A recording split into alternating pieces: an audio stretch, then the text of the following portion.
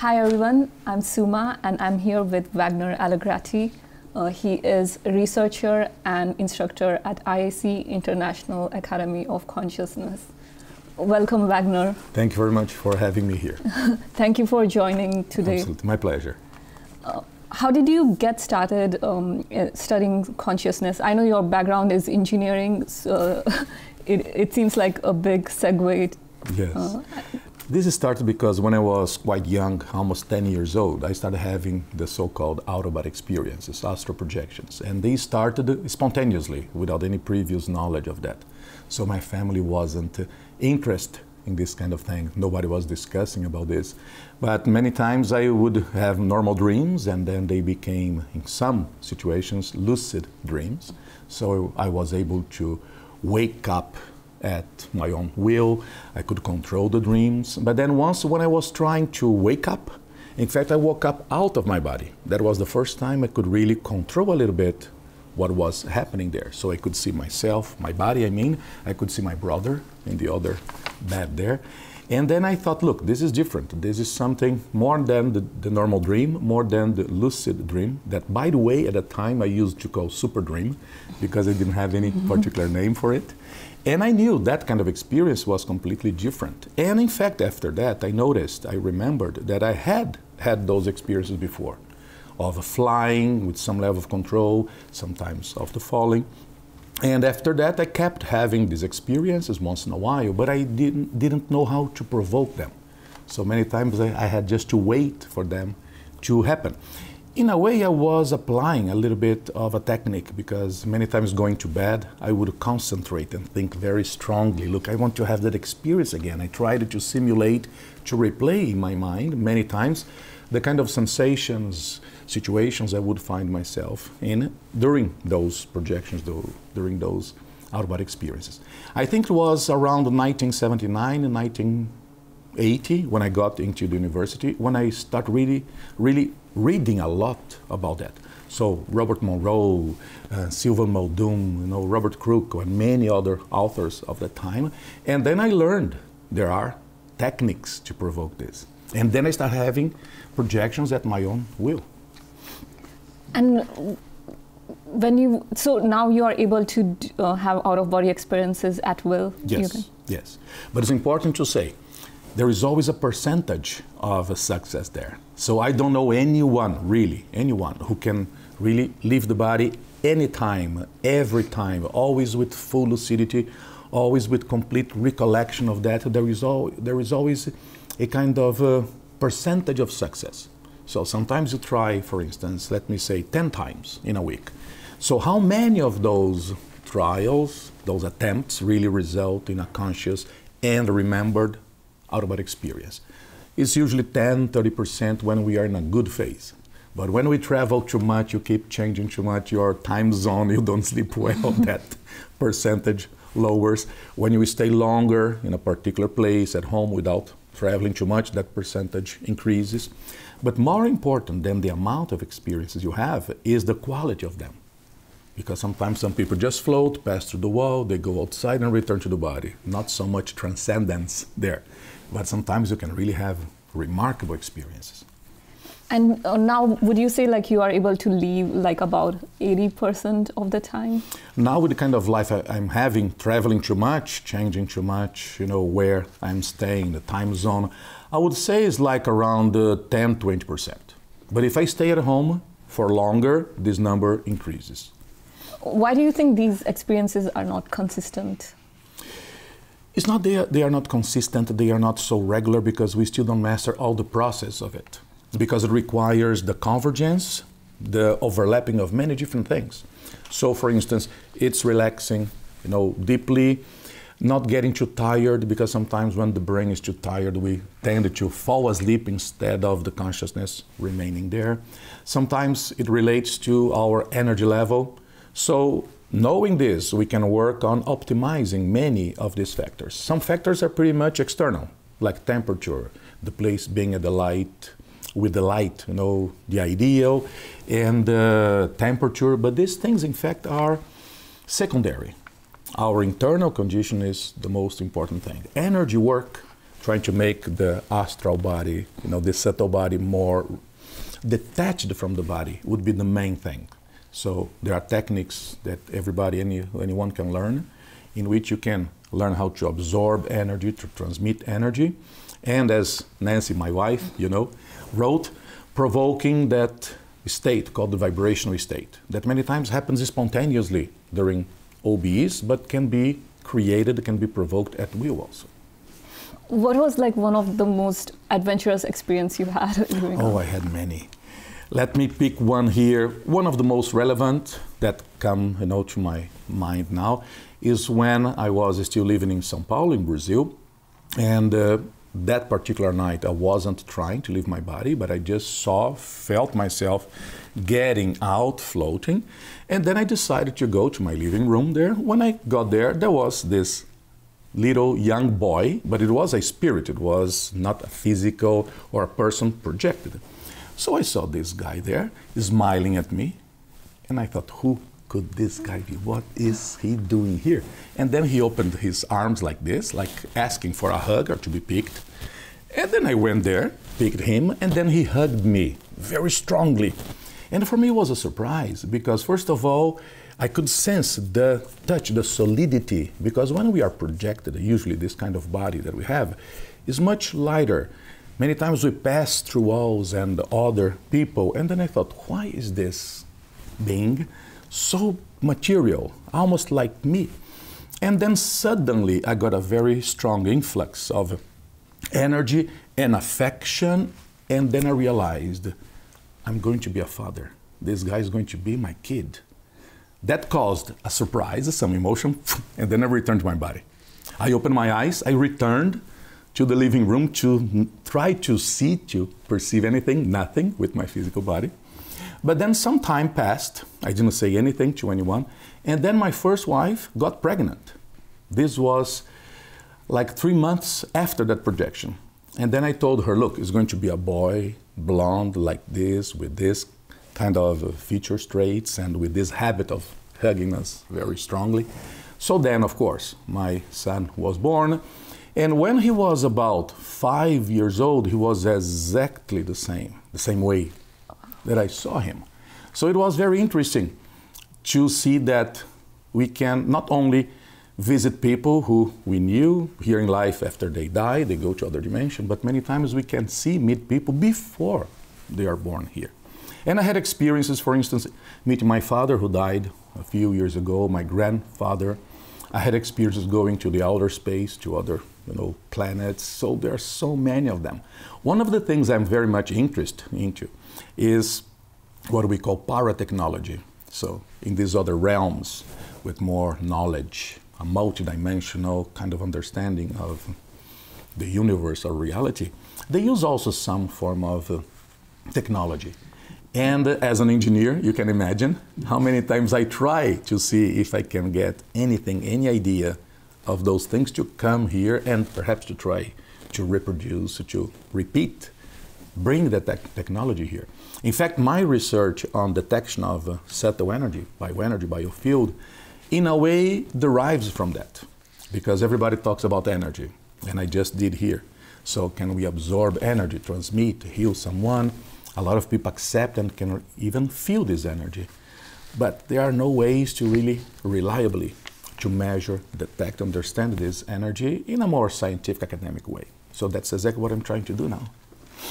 Is the quality of reality during these experiences, is it more like a dream, or sometimes it's more like a physical reality that we interact with? In terms of the other laws of physics, many times it's not like here, because we can float, fly, pass through things, but our perception of that reality is very, very objective.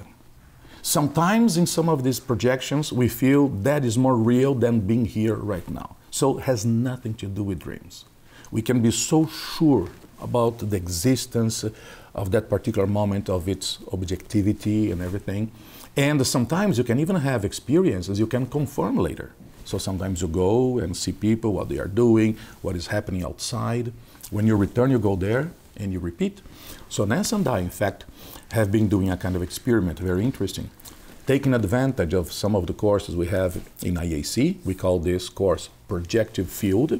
So we bring people to be for 3 days, usually Friday, Saturday, and Sunday, during many sessions, doing many of these attempts to leave the body. But we have in another room a computer with a little simple software there that picks randomly one image out of a big image bank and puts on the screen there. So this is going to be the target for people when they leave the body to go there, try to see the image and come back and describe that. But then we added some little sophistications there, like for instance, when we go and set up the whole system, we don't know which image is going to be presented there because we start a timer, we leave the room, lock the door, we have an external auditor, a person completely independent from us, from IAC, who is going to be there to guarantee nobody entered the room. And we got very interesting results. Some people could really see and describe the images they saw there. But we need more of that to be able to get more statistical, how could I say? Evidence. Evidence, you know, solidity there to really put this forward.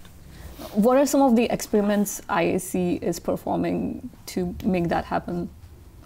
This, that I said, the projective field, but also we have been doing experiments with EEG, electroencephalogram, to try to understand how our brain changes when we enter different altered states of consciousness or non-ordinary states of consciousness, like the vibrational state. So when we move energy up and down, we create this very strong vibration inside of us, but also mainly what we feel just before and in the process of leaving the body. There's still too much to be known about that.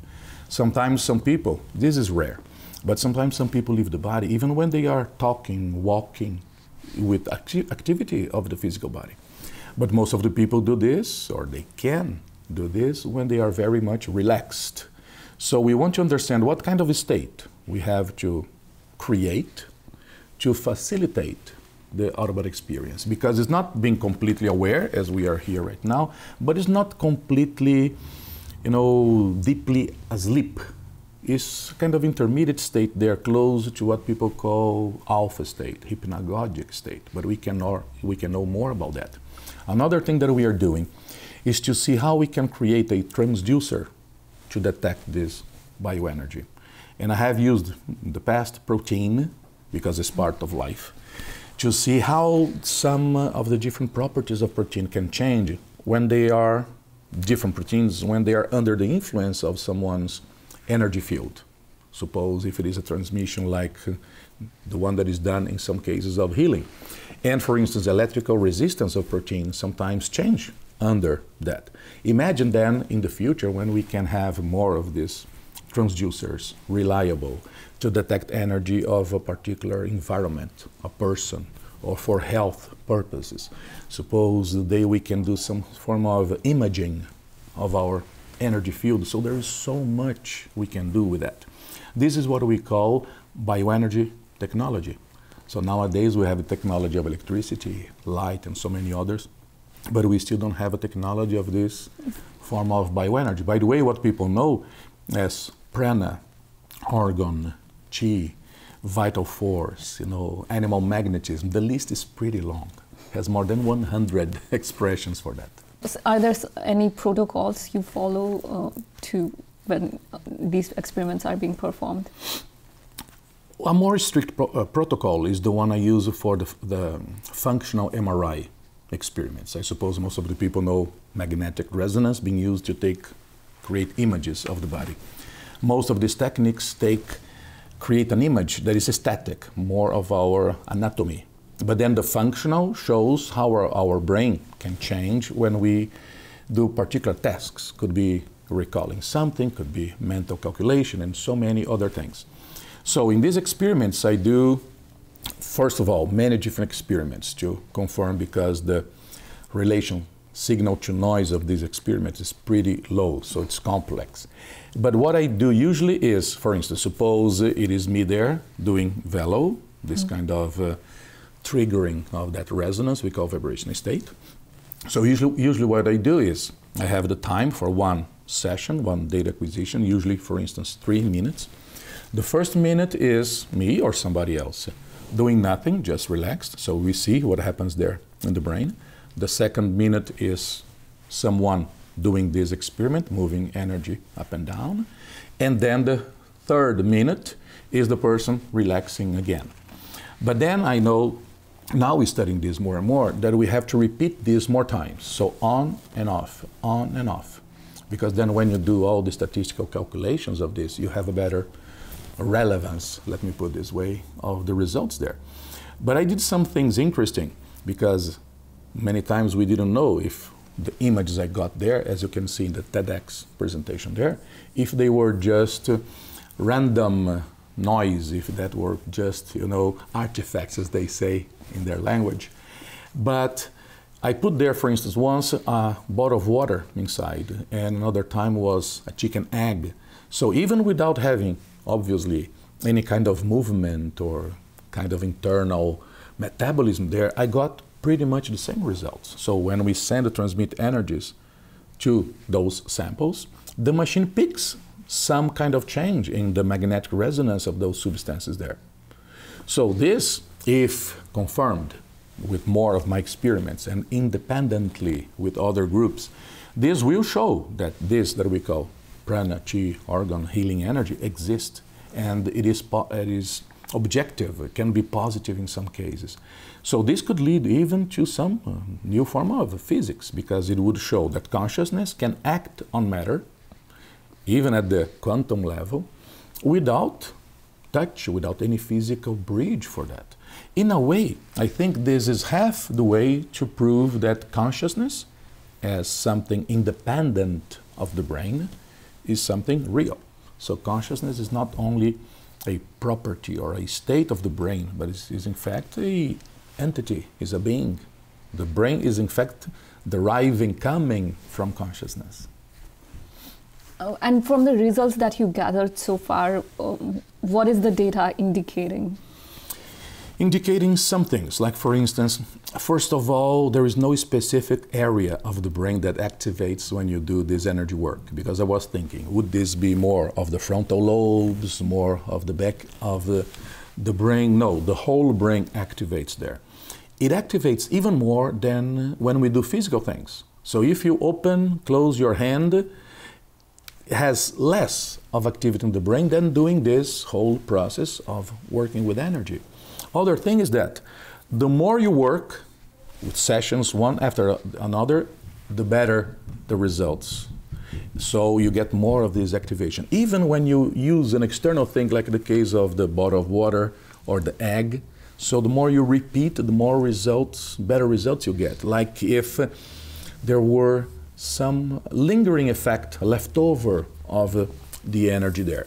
But there is still too much that we don't know. For instance, I put an egg, and I got a very interesting result there. But when I put a potato in the same series of experiments, the same day, the same machine, I didn't have the same level of results. So then we think perhaps some substances are better at reacting to this form of energy. So perhaps proteins, because egg is very rich in proteins, could be a better way of showing this energy than, for instance, the carbs that you have in potato. So we still have to understand many things about that, because in terms of technology, I think, well, could we find some materials that would be better conductors of this energy? Could we find insulators for that? Because if we get to this, we can start thinking of some form of capacitors for this energy, or accumulators. In fact, it's not discovering this, because Wilhelm Reich was studying this. So he had his organic or organ boxes, organic accumulators. So he was at the beginning of the development of some form of these machines. But I think we can go much, much farther there. Because when we talk about a transducer, we are thinking about a particular piece, component, system that can transform one type of energy into another. Like we have with the microphone here. So you have mechanical, voice, pressure, convert into electricity or variation of electricity. Suppose if we could do the same with bioenergy. So you have a component that can measure bioenergy converting into electricity. But suppose if we could do the opposite, like a speaker does. So you put, kind of varying electricity there, and then you get sound. Suppose if we could do the opposite, then I think we would get into some things very interesting. Because if you could put electricity to be converted into bioenergy, we could do so many things. Heal someone, to cleanse the energies of a house, and could we help someone to get out of the body? Changing the resonance of these vehicles there to help someone to leave the body.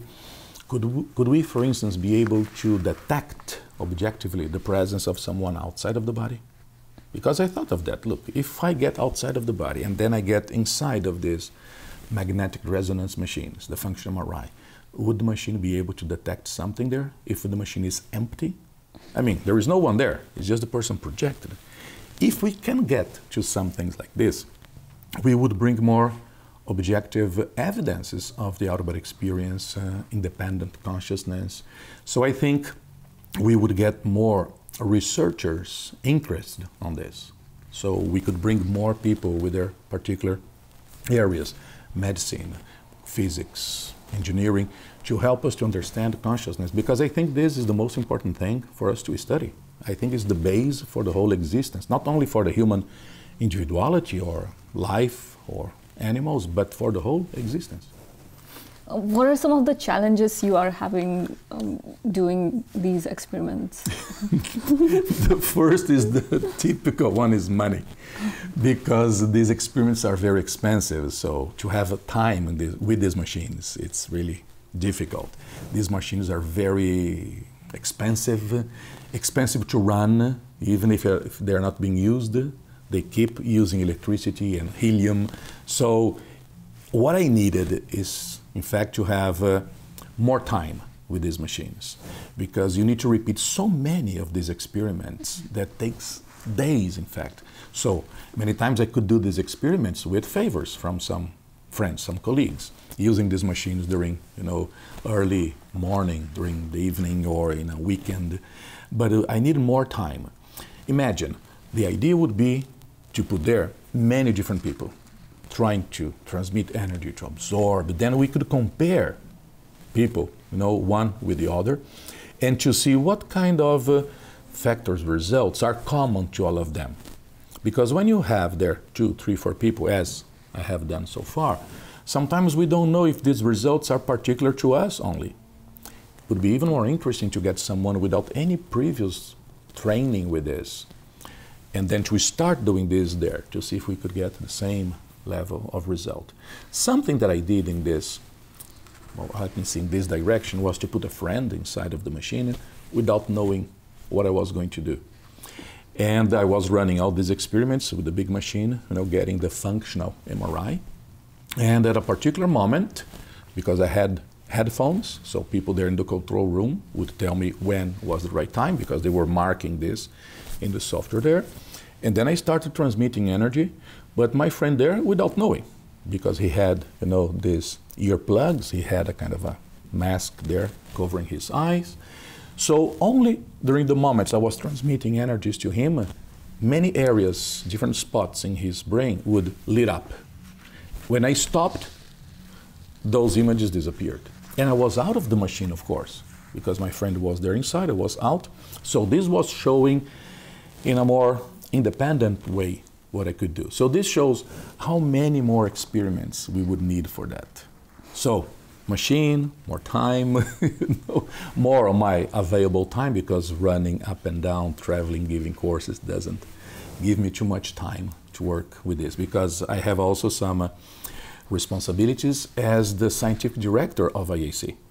So this gives me a lot of admin work. So I try to fit all of this together. Do you get any support from other scientific organizations? Yes. And some people help me with ideas, with guidance, with constructive criticism. And there is a foundation here in the US, is the Federico and Elvia Fagin Foundation. And they are supporting now my research. So now this is going to get easier for me to get this time in the machines. So some of my colleagues, they offered to co-author some articles with me. I have this very dear friend in Switzerland. He's Italian, he's a physicist. And then he said, what about both of us writing an article, but for a regular, very scholar, very academic physics journal.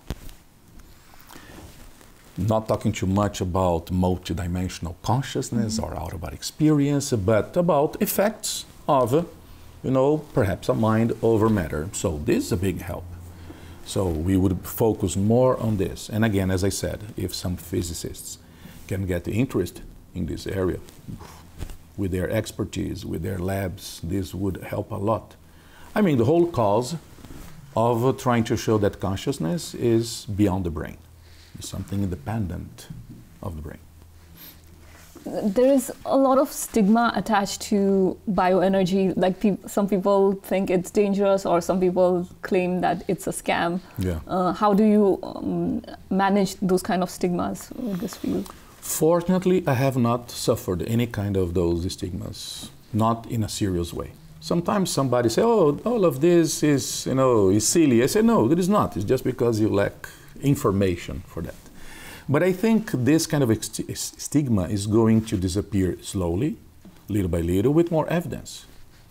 But so many people throughout human history have done so many interesting experiments with that, showing that energy, for instance, can expedite the growth of some seeds. Energy can change the way some substances crystallize, changing even their colors. Some experiments showed that transmitting energy can change the level, the intensity of surface tension in water.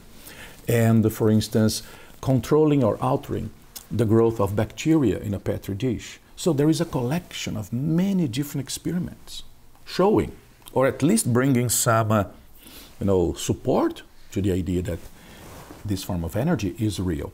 But many times people are not rational. We used to say that as humans we are very rational beings, but we are not. We suffer of so many different forms of cognitive bias, cognitive distortion.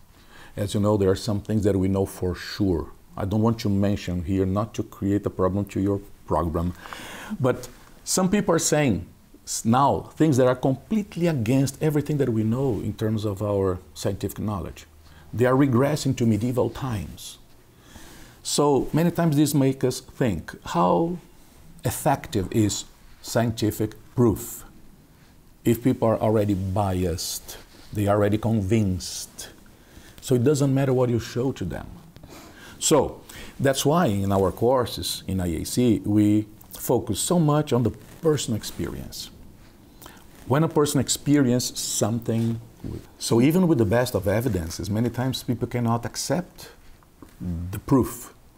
Proof depends on the capacity of the person to understand the proof.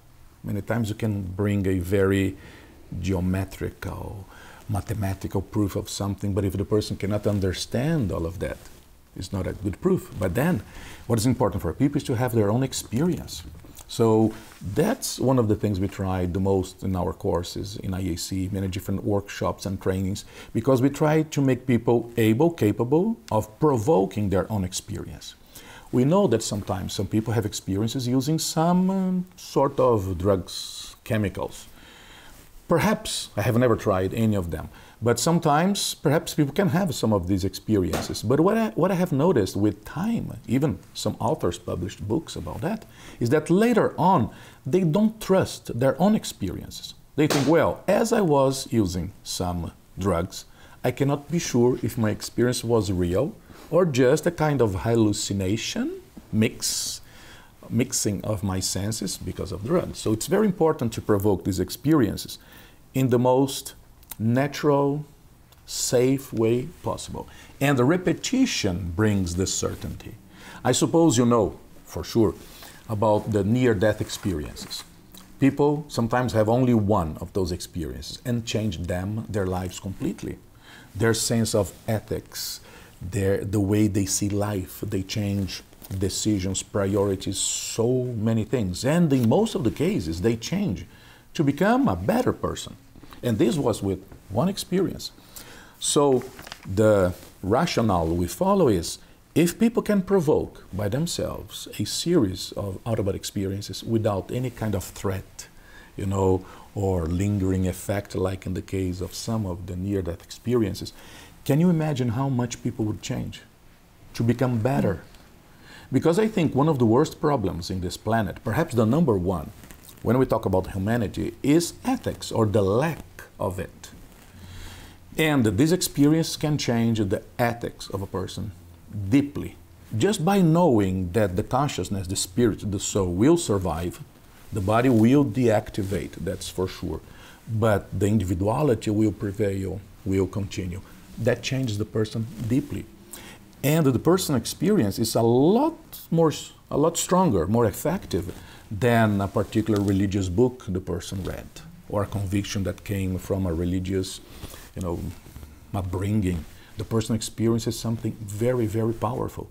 So this is one of the areas IAC invests the most. So yes, research here as much as possible within our capacity limitations, but a lot of the personal training, interaction, personal sessions, courses, workshops, because people need to know about this. And in this way, I feel like it's healthier because you're exploring on your own. You're not believing something that has been told. And not being dependent of anyone. Because throughout my life, I am almost 60 now, I have seen so many times people being dependent on masters, gurus, whatever. Certainly, many of them have more knowledge of a very particular narrow area of the human knowledge, but not always. But sometimes people become dependent because they think they can achieve these states only through that person, and that person knows everything and is more evolved, more important. That's a big distortion of reality. That's a danger, in fact. It is so easy for human beings to fall back to this very old tendency to be a follower, to be submissive to others. As you said, it's very important for us to think by ourselves, to try to confirm our own experiences, and to always strive to have a better quality of experience, even physical things in life, and of course, these non-physical experiences also. And based on your own explorations, what has been your speculation about the nature of reality? Reality, it seems, is organized in many different levels. Sometimes people say levels of frequency, vibration. I think it's more than that. But consciousness, as a single consciousness, me or you, or consciousnesses, stretching a little bit the English here, so creating a plural, consciousnesses in group create reality. And reality is changing all the time in a short scale, like we see here in our planet with our environment, or in a much bigger scale with the expansion of the universe. But certainly we still understand very little about that. So with my projections leaving the body, I can see that outside of the body, in other dimensions, that form of matter or energy is a lot more docile to our mind, to our thoughts and intentions, because we can shape things, we can alter our environment. I know this sounds a little bit like dreams, but in a way we do this. We built a house like this, a building like this, using energy and matter available to us, and we built this. It was more using our muscles and arms than anything, or our technology. But we do this in a very big scale. So we don't know how many different consciousnesses are out there, if you will, more evolved than us, more powerful than us. So if you think like this, as reality being a creation from consciousness, up to a certain point, it is like a simulation. But not a typical simulation of a computer, with bits, but then, because then if we think it's a simulation, where is that computer? Who is running that? Who wrote the software? So we are just postponing a little bit, pushing a little bit ahead the big questions here. But then I think we would go a little bit back to that idea of Maya, the big illusion. So the whole world is a big illusion, because it's not the ultimate reality per se. Some people, in some areas of philosophy, say this is just a big dream, a collective dream. It's not my personal dream that only I can experience, because you can experience also and others. It's a shared kind of reality here. But certainly we don't know much about that. Some people say, in fact, there is nothing, just fields. fields interacting and exchanging information. Perhaps that's the base of reality. But I think to understand reality, we have to understand better consciousness, because it is the source of it. It's like trying to understand a computer just by the images we see in the screen. You are not going to understand the computer just by looking at the screen. What is coming from the computer, you have to go there to the core. It's exactly the thing with consciousness. But the problem with studying consciousness is that it's not something that you can study from outside. You cannot use a telescope, a microscope, or whatever to study consciousness per se. You have to be involved with that particular research. And as you know, this goes against many of the principles we see in academic research. You cannot get involved with your experiment. You have to be outside, detached from that. You can do this with chemistry, with physics, up to a certain point, but not with consciousness. So, in fact, it's a matter of self-research. I've seen that you have also been active in some of the technologies related to like TransTech conferences. Yes. And everything. Based on where we have advanced with related to virtual reality, VR technology, how do you think those type of advances could help like some of your work with related to out-of-body experience? There is so much of this transformative tech nowadays that I think no one is really up-to-date knowing all that there exists out there. I know a little bit about that. I think all of these things that can help people to focus their mind, their concentration, attention, can help them to relax. They can help people to get into samadhi, expanded states of consciousness, out-of-body experiences. And with so much stress, anxiety that people suffer nowadays, even if you think of well-being in a very physical level, would help people a lot. In the future, I foresee that we are going to have, as I said, more direct ways of helping someone with these energy fields. Nowadays it's coming from someone else. Someone can heal others. Some people can send or transmit energy to help someone to get outside of the body. I think we are going to get to the point of really helping people to get out of the body, working directly on their energies. What we are doing now with this TransTech is helping that in indirect ways. So like for instance, and some of my friends, Nelson, Abreu, Manolis, Manassin here, they have been working on this to develop some, I would say, kind of beds you can lie on, and you can create different patterns of vibration in a way simulates the vibrational state, the Velo technique that I was explaining before. But even if it is not that much, it helps the person to relax and brings attention to the body. It helps the person even if you think of a more mindful kind of meditation or mindfulness. People are so much out there distracted. So thinking of us increasing what is called proprioception, interoception, helps the person in so many different ways. But these vibrations can help the person to achieve the vibrational state. But I think we can go deeper on that. I think we can do more. And nowadays there are so many different devices that can help the person, for instance, to have a little bit of a clue, a signal when the person is, for instance, in REM dream. So the person could use that to have a lucid dream. And some of these machines, like for instance the Muse headband, can help you to feel or to know how your brain is working, so you can work to make your brain waves slower or more organized, more coherent. So I think all of these things are going to help as long as we don't become dependent on them. I am a person from technology, so nothing against technology, but it's like saying, okay, it's so good that we have cars, but we have to keep our ability to walk. We have to be able to run. We should be able to go hiking for kilometers. So that's just a tool. It optimizes some things.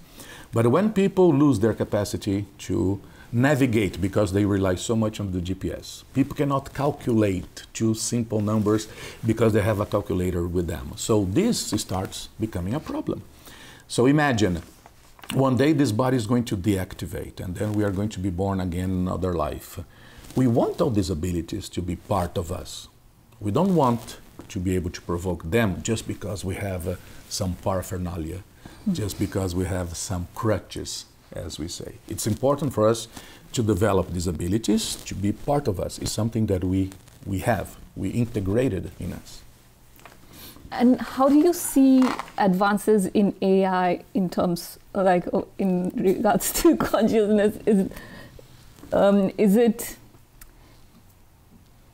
Is it like really a threat? Like, is it possible to replicate that level of consciousness? That's a very interesting, big, deep question that I don't know if I'm completely qualified to reply to that. But I can say one thing. Well, I worked with computers, software development is not my thing now, has not been for quite some time. But for me, that is for sure we are going to have systems smart enough to do a lot of things. In some areas, for some particular skills, is smarter than us. But I really don't know if these systems will be able to be creative in the way we are. Because we can simulate intelligence, or some forms of intelligences, but I don't know if we will be able to simulate consciousness. Perhaps some level of self-awareness. But if consciousness is something beyond the brain, I many times think, well, when we develop a system that is so sophisticated, will a kind of extra-physical, non-physical consciousness manifest through that particular system? I think it is possible, but really I don't know. If these systems are really based on quantum computers, based on some things like, superposition of states, this and that, things of, quantum mechanics. If they use organic, substances or arrangements of matter, I think this is only going to make the manifestation of some external consciousness easier through these machines. You will see, it is very difficult for us to act with our energy on macro, big, heavy things. A diesel engine is not a good indicator of energy. But when we have these machines with such a level of miniaturization and semiconductors, basically, they work with quantum mechanics. Most of the people don't know that. And we are getting to a level of miniaturization that is so far that we are going to start, we already face the problem of sometimes two wires being so thin and so close, they start influencing each other. So electrons jump, they tunnel into another. We are going to have a limit, of course, of the level of miniaturization because we are getting more and more quantum there. I think this is going to make the interference of our own energies or consciousness over these instruments more and more common. So perhaps one day we're going to have systems, not only by software, the current approach, but mostly by the hardware, or wetware, as they say in some cases, biological things. They are going to make really the consciousness more compatible with this system.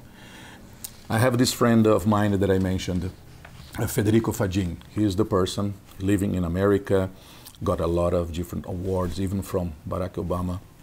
And he is the person, perhaps the one that is the most important, responsible for the development of the microchip, getting big computers in small silicon chips. And he thinks that we are not going to replicate consciousness with these systems. We are going to emulate some of our abilities, but not the consciousness as we were discussing, soul, spirit, multidimensional beings. But then I have that hypothesis, how much these other external consciousness are going to interfere with these machines. So this is still open for us to see. But when you put artificial intelligence with robotics and autonomous systems and drones, well, I hope that human beings are responsible enough to know how we are going to apply these things, because we have ethical problems there, of course. Let us see. I wish for the best.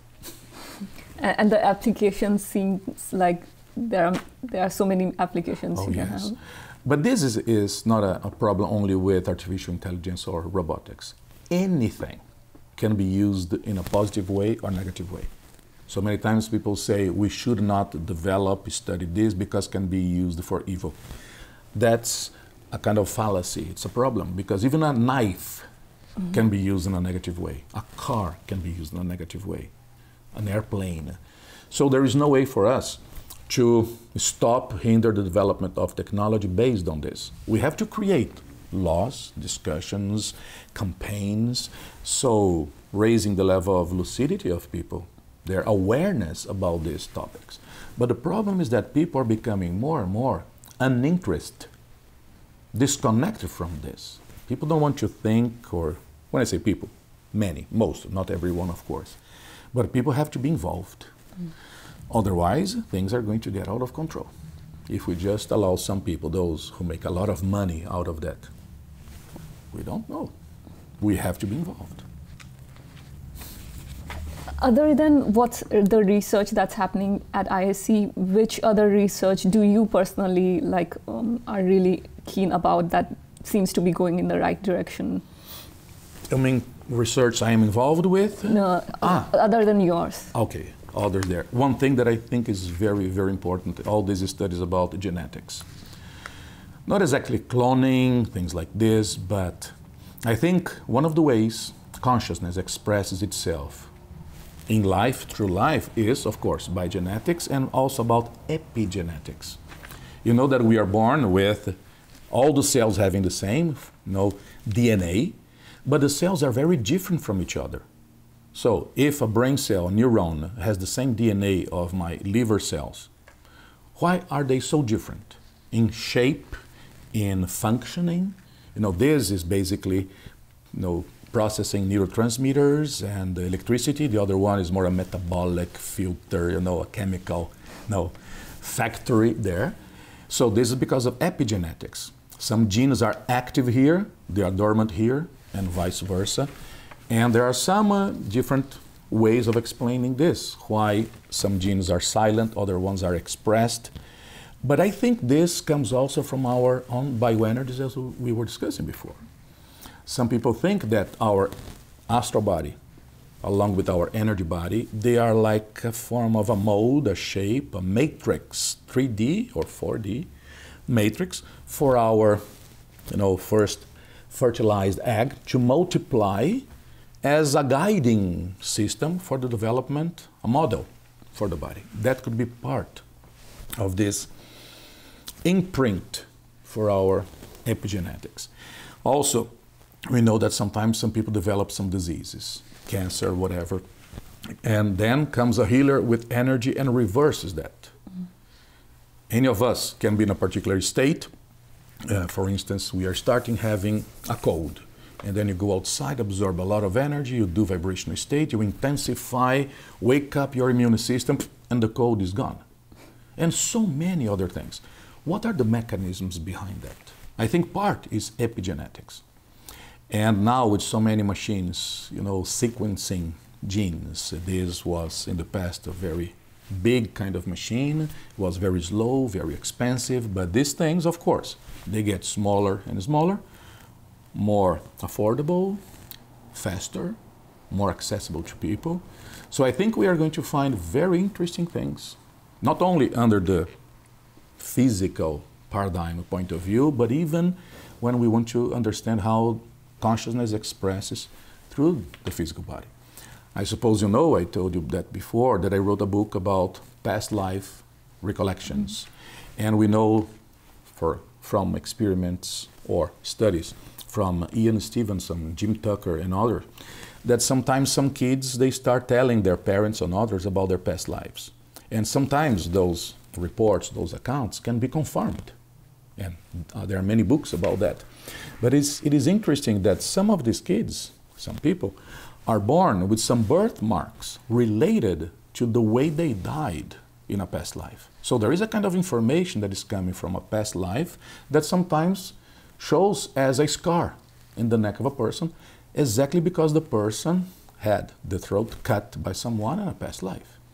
So if this is just a sign, how many of our characteristics, good or bad, they come from past lives. They come from the consciousness per se. Imagine the importance of this for health, even for mental health.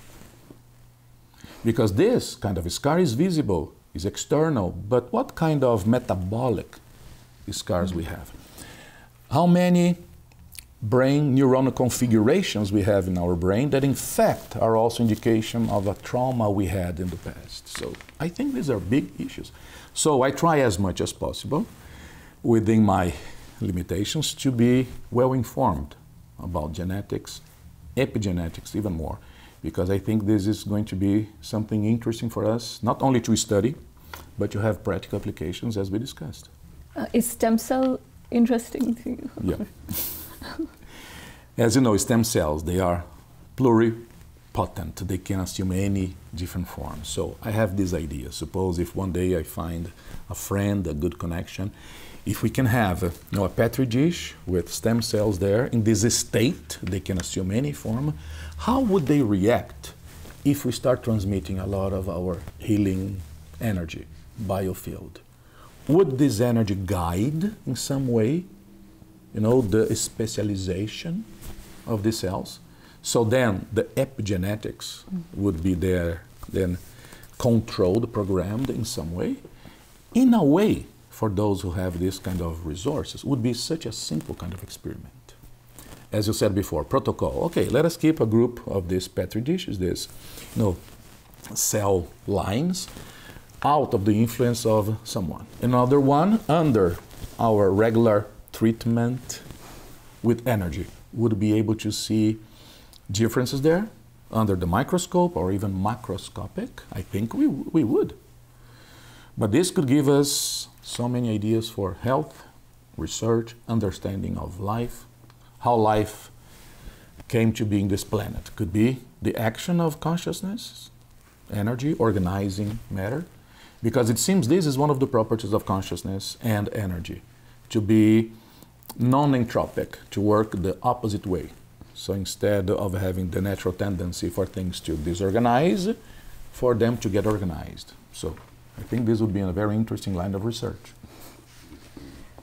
Before we move on to my next question, I would love to know one of your space travel experiences. I think that would be exciting yes. for a lot of people to hear about. I had many. Some were like being alone in space. I remember one. I was still in the university. I was going from São Paulo, my city, to another one where my university was, England, in Brazil. A long trip by bus. I fell asleep in the bus, and then I felt a very strong vibrational state. And then suddenly I saw like the tunnel, the same one people see in the near-death experience. I was passing through the tunnel, and then suddenly there was this big opening, and I felt myself in outer space. But I didn't have any kind of body, not even the astral body. So I didn't have subtle hands to look at. It was just like a mind. I could see in all directions at the same time. And I was at a very, very high speed, incredible speed, passing very fast through space, because I could see stars passing and planets. So if we could count here with our normal references, I would be in, superluminal speed, faster than light. Because light to come from the sun to here to Earth takes about 8 minutes. It's a very measurable macroscopic time. It's not an instant, it's 8 minutes. Well, but then my whole experience lasted like about 10, 12 minutes, because I fell asleep, had this whole experience, and then I checked my watch there. It was about 12 minutes. And then I was passing through all these different planets. It's a little bit like we see in some of these simulations. We see people sometimes in some movies flying fast through the universe in different planets, configurations, and stars. It was amazing. Something very interesting in that particular experience was that I had no normal emotions. I was so calm and serene. So it was like the mind working in a different way. I think that is at least close to that state sometimes people call samadhi, satori, nirvana, a heightened level of awareness. It's a pity that it's so difficult to replicate, to have that experience at will. But I had experiences, for instance, in going and landing in different planets. I remember one very clear, in which I went to a planet, there was no visible life, everything was barren, everything was very primitive in a way. So, kind of very simple ocean, volcanoes and things like this, so no particular life. I went to places where there was intelligent life, but at least in my recollection, those were very quick experiences. But I could see civilization and beings and with the whole life more technologically developed than the one we have here. One thing interesting that I saw, I don't know if those things were physical in the sense of this dimension here or non-physical, but some, well, in lack of a better word, space stations. Some things floating in the space, community, a lot of people, like you see, I don't know if you saw the movie Babylon 5, so something like that, you know, with people interacting different races. But in this particular case, I don't know if that was a physical thing that we would be able to see if we could go there with a spaceship, or if they were extra physical. And sometimes this is one of the difficulties we have in these projections. We are there, and sometimes when we can interact with them, it seems we are the same level, so they are known. And also what I find very interesting is not only that, is that in other dimensions there is a kind of a para-nature. There is nature in other dimensions, sometimes similar to ours here, but many times very different. So even the concept of life for us has to be revised. So what is alive, what is not? Consciousness expresses itself only through carbon-based DNA kind of life. What are other forms of matter organization that could express life? This is a very big thing. We don't know. If we stretch a little bit our definition of life, we could think that the whole universe is alive. Earth is a living planet. It's not like other planets without a magnetic field, without a molten core, without tectonics. Many planets are really dead. They're just a rock floating in space, but not ours. But when we go to other dimensions, we see some things that sometimes they resemble, for instance, like trees made of glass or light or crystals. Sometimes you see some animals, or at least we would classify as animals, but they don't fit any kind of cladistic classification we have here. We don't know if there's extra physical consciousnesses, if they would in the future start having lives here through our normal biome, or if they were existing here before in the past, or if they are completely unrelated. In fact, what we would need, Suma, is to have more people having out-of-body experiences, bringing their expertises from their areas to this. Imagine a group of biologists exploring other dimensions and studying life in other dimensions. Imagine historians studying human history, even having retrocognitions, going to the past, but even saying, well, does the history of other dimensions interacts or interacted with ours here? So any area in human knowledge, human manifestation and expression would be enriched with out-of-body experiences, with a multidimensional point of view. So it's a pity that in most of these areas we still stay only here at the surface of one dimension only. I think those are some really fascinating applications you just mentioned about to be like as a biologist as well as an historian. That's really fascinating, the amount of detail you can bring back. Yes, an astronomer, astrophysicist, medicine. There are so many, all the areas can be really enriched by out-of-body experience. And I'm trying to do my part, so being an instructor of this, and I have been giving classes of this now for, let me see here, 35 years, since my first class, my first lecture. So I think we have to do our part, is what we call our life plan, yes, our life mission. We have to do our part to help the evolution, not the general only of the universe, but even of the humanity. Humanity, I think, has no way out of these big problems we have without knowing that we are more than the physical bodies. Are you able to go to a specific location or time in the history during out-of-body experience, or is it usually like random? Many times it's random. Many times we can have some level of control. This changes a lot. But sometimes for you to go, as you said, to a specific location, sometimes you have to try many times until you get that. So I cannot say that we'll reach that at first attempt, but we will be able to reach that eventually. Sometimes can take a long time because there are many different factors interfering with that, because we still don't have such level of control of many of our out-of-body experiences. But I think we can get there eventually. And what are your thoughts on teleportation? Because this is kind of like in the similar arena of what we are talking. I have read a lot about the para-teleportation. Some people, in some conditions, even some saints, some figures in many different religions, it's said, that they disappeared from a particular place and appeared in other places. Cases of bilocation, for instance, with Father Pius, and so many other people. Some cases, for instance, if you read the book of Yogananda, I think it's called what? A self-biography of yoga.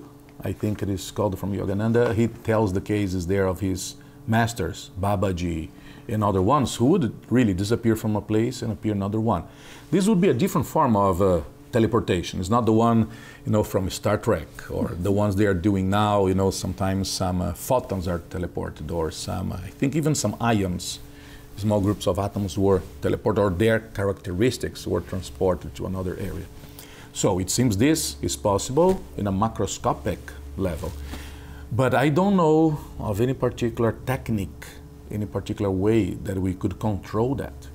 The way we see in our studies is that the same way we can do something like this, so simple, so I move my hand according to my will. I can do almost anything with my hand. It doesn't require any specific technique. It's like if I ask you, what is the technique to close your hand? Well, you just do it. So our mind, our consciousness will progress, will evolve to the point in which we'll be able to leave the body with a mental command, similar to this. We will be able to transmit energy with a mental command. And this is not so difficult, because it is what a lot of people can do nowadays, even without visualization, without imagination. You just launch, you just pump your energies out of you. So my point is, one day I think we will be able to really dematerialize and rematerialize in some other place at will. But I just don't know all the steps we would need to get there. Imagine the day we get there. You see that with time we are going to transcend even technology. The day we can do this form of teleportation, well, what is the meaning of having the fastest car, the most economic, whatever? We transcend that. So consciousness is evolving to the point of transcending all the technologies. That's really fascinating. Yes, and we even think that for the consciousness, body is a form of technology, is an instrument, is a tool for the evolution of the consciousness. And perhaps that idea of consciousness evolving to such a point, we will not need bodies anymore. We are going to be only with the pure consciousness there, so we are not going to need, not even this form of technology here. I want to go back to one thing you mentioned before. You talked about how a person can, even while talking or doing regular activities, they can have an out-of-body experience. There is a theory where some people say that this reality is kind of happening by itself. We don't have to be in the body. It's just happening. It's just a sensation as if we are here, but things continue as they are. Yeah. Do you think, what are your thoughts on theories like that, where It's difficult. It's difficult because nobody knows everything, but we can only base ourselves on our previous knowledge and experiences.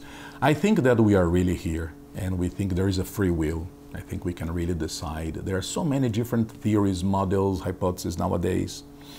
Like, for instance, not having a free will. Some people say free will is an illusion. Things happen because they happen, as you said, and then we are just like a passive observer of that, and we create the illusion of being in control. I don't think it's like that, because of so many different manifestations of energy being outside of the body, and we think that we really can control, at least in part, things that happen around of us. We cannot go to that other extreme of those called control freaks. They want to control everything. They think they are in control of the weather or whatever. Certainly not to that level. But I think part of the evolution of the consciousness is getting more mature in terms of the application of our free will. How free we can be to decide, but also what about the ethics behind this free will? And how powerful we can be with our decision. Because many times we decide things, but we are not strong enough to make them happen. So this form of subtle energy can even be a boost to this power of our free will. I've noticed that you have also talked about ectoplasm. Yes, yes. If some people may not know what ectoplasm is, if you can briefly introduce that and some of the applications Yes. of ectoplasm. Ectoplasm is a term, a word created by Charles Richer, one French researcher, and it was used to express, to convey the idea, the fact that some people in some conditions, they can or could, with the seances of the end of 19th century, beginning of 20th century, they could produce this form of smoke, a subtle substance that would get out of the body. This substance, ectoplasm, would then be able, would be used by extra physical consciousness, the spirits, entities, to materialize things. Sometimes full bodies, sometimes just a hand, faces, but sometimes to materialize some objects, some little things. So in these seances, as they were called, ectoplasm many times was the main thing. So this sometimes is called physical mediumship, physical effects, different forms of psychokinesis. So kinesis meaning something physical, movement, sometimes changing some other properties of matter like raising temperature and things like this. I think that ectoplasm is not exactly a substance, like a chemical arrangement of matter as they were thinking about the end of 19th century. By everything I know, or the little I know about ectoplasm, it seems to be a kind of exotic, rare state of matter. This idea that we have of matter being three different states, solid, liquid, and gas, is a very simplified way, because this depends on the temperature, pressure, and so many other different factors around of us.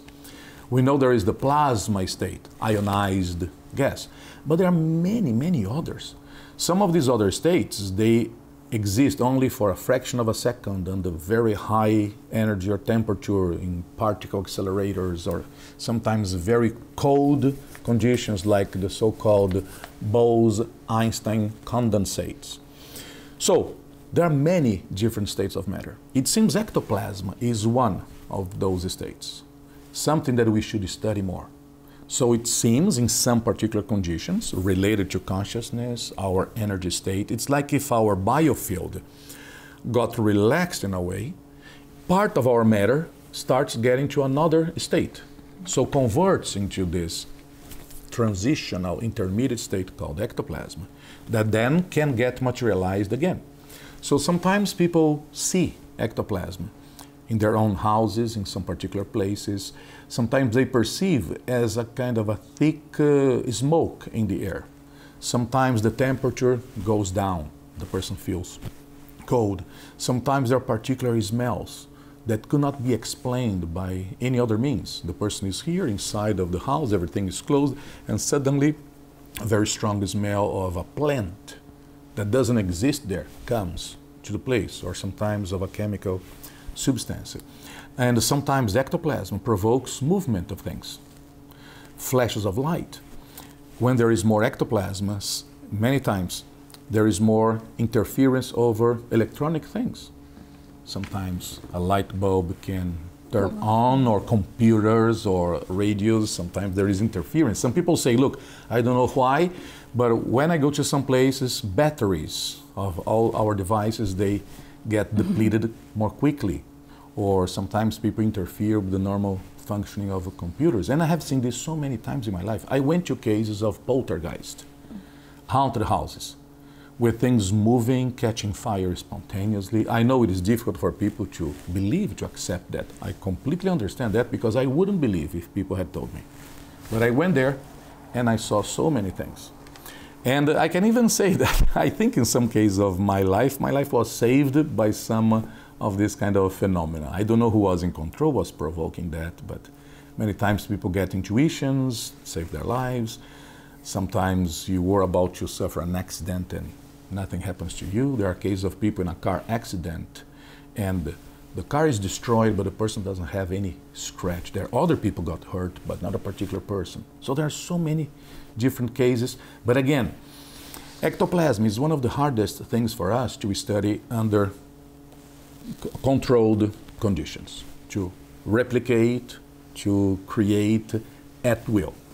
It's something that is usually studied as it happens. You have to go to field studies to see as they happen, but not so much in a kind of lab condition. But let us see if we can change that. With those things that I was discussing before, with bioenergy technology, I think in the future we will be able to create a very strong bioenergetic field over matter to change the phase, the states of this matter, perhaps creating ectoplasm. Do you know what would be a very interesting theoretical application of this kind of ectoplasm technology? Imagine what we could do with all the waste of a big city like Los Angeles if we could convert that into ectoplasm, and then reconvert back into some form of useful material that we need.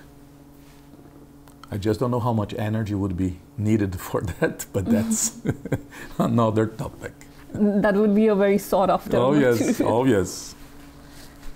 In ancient days, like if someone could do things like that, that you mentioned about with out-of-body experiences, with teleportation, or going to different dimensions and everything, people would refer to them as like an enlightened person, or this person has had an enlightenment. Do you think like that is, like during those days they didn't have a reference or knowledge about these things, and maybe that's why such people were referred as enlightenment, but maybe now we will know more about these things and it may not be these phenomena that we are discussing here, they are not new. They have existed, forever in human history, perhaps even with animals, perhaps even spontaneously in nature. We don't know. But certainly, since ancient times, there has been, references for this kind of phenomena. As I said, saints, religious people, masters, ascended people. But I think it is very difficult and sometimes problematic for us to think of some people being more evolved, superior, just because they had or produced some of these phenomena. I think evolution of consciousness is something deeper than that. Some people can be very intelligent, particular forms of intelligence, as there are many different forms of intelligence, and they are not necessarily more evolved. Some people can be very paranormal, and I don't think that by itself is a good indication of evolution. But I think better indicators of evolution would be our level of lucidity or awareness, because most of us are, including me, starting with me, of course, most of the time we are sleepwalkers, we are automatized drones, we are not into the moment deciding, so our lucidity is still very reduced. That could be much higher and all the time. But also, something that I mentioned here a few times, the level of ethics.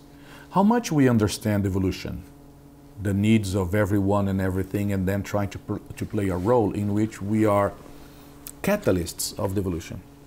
Instead of hindering evolution, as some politicians do many times, instead of only trying to be an observer of evolution, many scientists, philosophers, us, we just stay at the side looking at things as they happen.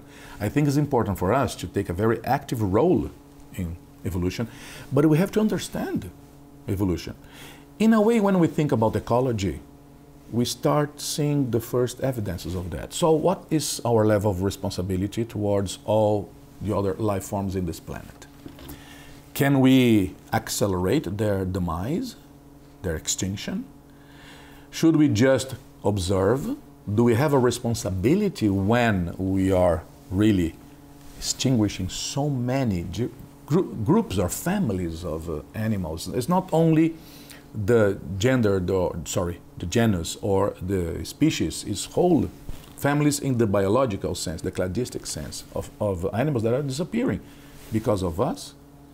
So how can we be in this planet, living, prospering, but in balance with all these other living things? Because this has been problematic, of course. People don't care if some animals are being extinguished. And I saw on YouTube, I think it was 1 or 2 weeks ago, a little sketch. Someone going, it was a kind of a comedy, going to the street and asking people if they would care what they think about the extinction of the Homo sapiens. Most of the people didn't know. Homo sapiens are humans, are people. Wow. So when you see that, it makes you worry a lot about that. How can people be an active agent of the evolution, as I say, if they don't understand their role in this planet, you know? It's about being active and involved. Active and conscious, and knowing that nothing is easy. There are sacrifices to be made if we want to keep everything, you know, as organized, harmonic, or harmonious as we want. So how can we be in balance with this planet if we want more and more, cheaper and cheaper, faster and faster, growing like rabbits? So instead of being a civilization, I think we are more like a mold growing on top of this fruit called Earth and rotting everything. So, a civilization, caretakers of the planet, or a mold rotting everything? It's a matter of political decision. It's not so much about knowledge and technology, it's just political decision. When I say political, not from the politicians, from all of us, but in a political level. Priorities, cost, what is right, what is wrong, what is my role there, how long is it going to take for that? But people don't care. I think our crisis, the whole humanity, is a crisis of ethics. It's not so much of economics or politics, it's ethics. What can we do about that? We need some good role models for that, I think. Exactly. And we have been having the worst.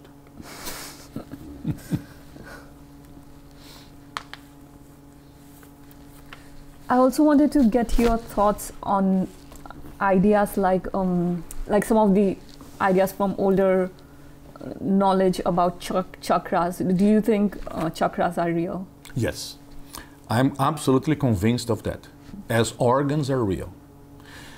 I know it's difficult to transfer this to other people, of course, because chakras are kind of subtle organs. In fact, my wife, Nancy Trivilato, has a study course on chakras, and she is getting all of this information to publish a book like The Vibrational State, exactly for that.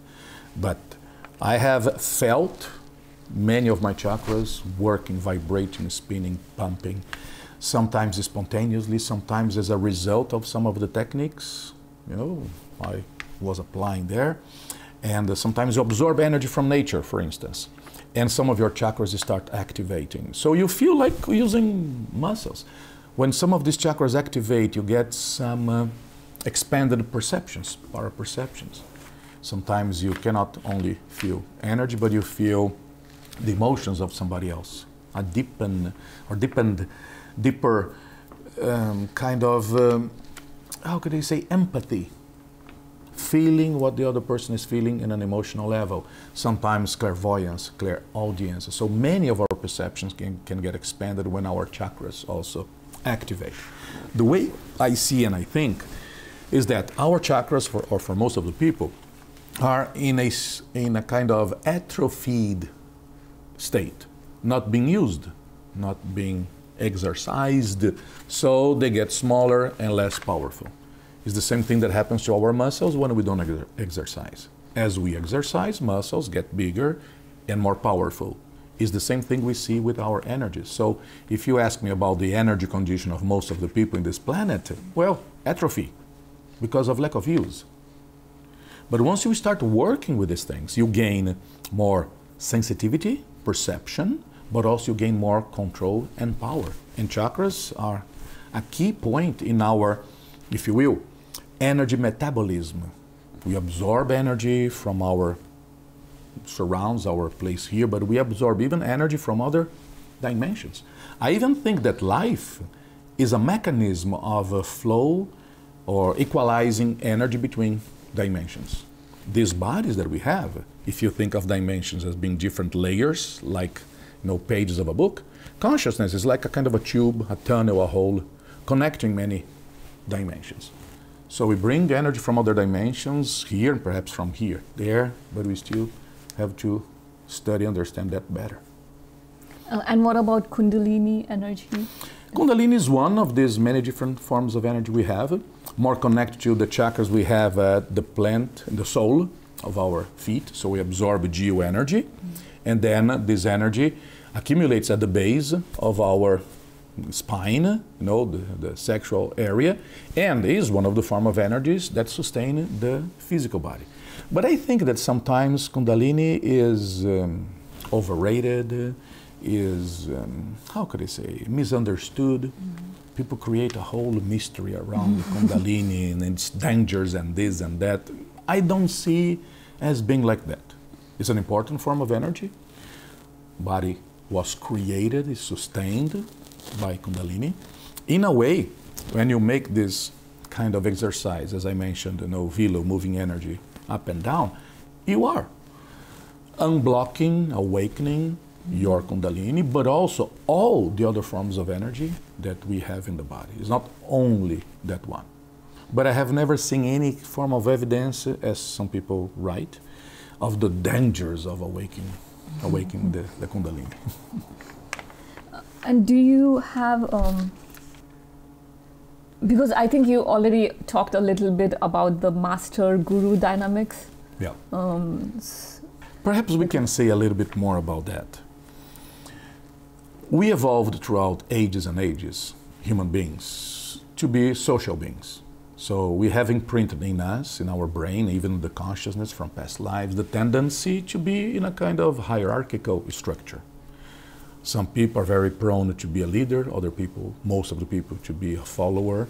So we have a lot of imprinted mechanisms for that. So we can even see this in other animals.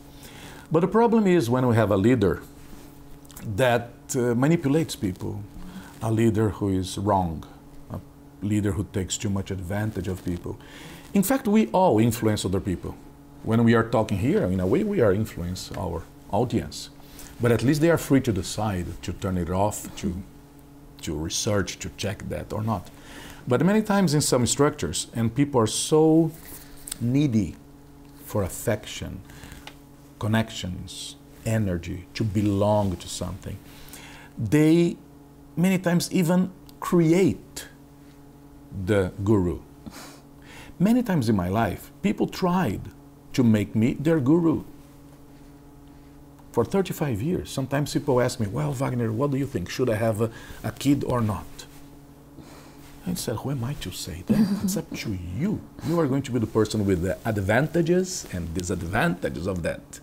Sometimes people ask me, look, I am in this difficult situation. Should I get divorced or not? I say, please, my goodness, how can you bring something like this? Is up to you. Sometimes I try to help, of course. So certainly this only happens because people want to have that very strong reference, someone who will tell them what is right, what is wrong, what they should do. because it takes responsibility, individual responsibility, out of the equation. People are many times lost. They don't have a clue what they should not do. So we would need to have a different kind of society with a different form of education to make people stronger, with a stronger will, as we discussed before, with a more critical kind of thinking. But you know, education gets worse and worse. The kind of education we get nowadays is basically for people to sustain the economy. We are not creating thinkers, inventors. And even when it is inventors, it's for a new product, something to sell. It's not for a different form of organization of the society. So the system has the tendency to perpetuate itself. And this comes from the bottom, many different levels. So you can see some of the studies, psychological studies, even with some experiments of leadership and the way people comply, or compliance for these things. It's scary.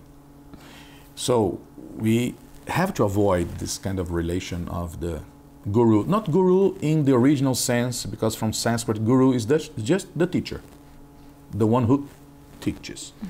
But nowadays, it acquired a different form of, a different meaning, being more like the leader of a sect, a cult. That's very dangerous. But we can see this sect or cult-like manifestation in politics, in science, in unions, in families. This absolute reference people follow without analyzing. There is one particular website, I don't remember now, but I can tell you later exactly the name of the URL of that, in which two guys compiled a list of many different characteristics of the typical cults or sects. It's very, very interesting, because they were studying, helping a lot of people who got out of sects and cults, trying to reorganize their lives. So they compiled this common characteristics, and it is something everybody should read, be aware of. As I said, not only in the spiritual, religious realm, but even in politics, even in science, as I said. Science for a lot of people is just another religion with their bishops and pope, and again, we can have a lot of problems, mistakes there in politics. Wow, dangerous, yes, because we have immediately the consequences of that. It's like group thinking, group of people believe in something. Yeah, and peer pressure, the need for acceptance. Think, if when we were in small groups in the past, you know, roaming, walking through the savannah, if we were not in good level of agreement with our group, if we were just cast aside, what would happen to us? Death. Because we cannot fend for ourselves individually. We are not like a crocodile. We are not like a rhinoceros. You know, without the group, we are very, very weak. With the group, we are the most powerful species in this planet. But then you can imagine what people do and don't do to guarantee as much as possible that belonging, that kind of safety, the connections there, to even by instinct, just to be able to raise their probability of survival. In a way, sometimes people, you know, sell their soul to the devil, you know, in a metaphorical way, just to guarantee their particular condition there. And this is a problem, because many times people are doing things that are not very ethical, or at least not so much according to the needs of a bigger group or evolution. You have talked a little bit about conscious leadership. Yes, yes. We have trainings and courses and workshops in which we try to bring this ethical level to leadership. When we say conscious, it's conscious of what? Aware of what? Aware of ethics, but also of energy. I think it's very difficult for any leader to be really effective long-term, to be part of the evolution without being aware of the kind of energy information that is exchanged between people and the environment, between the environment and back to people. I have worked in different corporations, and I was working for a very specific one in which the environment was very toxic. Just by getting there, even being the first person in the morning. So it wasn't only the psychological influence of other people, because people, suppose, would be very stressed running around. This would give a kind of a visual clue to me. No, it was beyond that.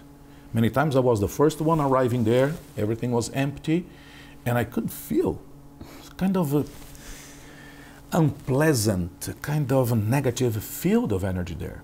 Mm-hmm. I was already aware of these things, so many times I had to go to the restroom like 10 times in a day to work with energy, to do my velo, my self-defense, to be able to stay there.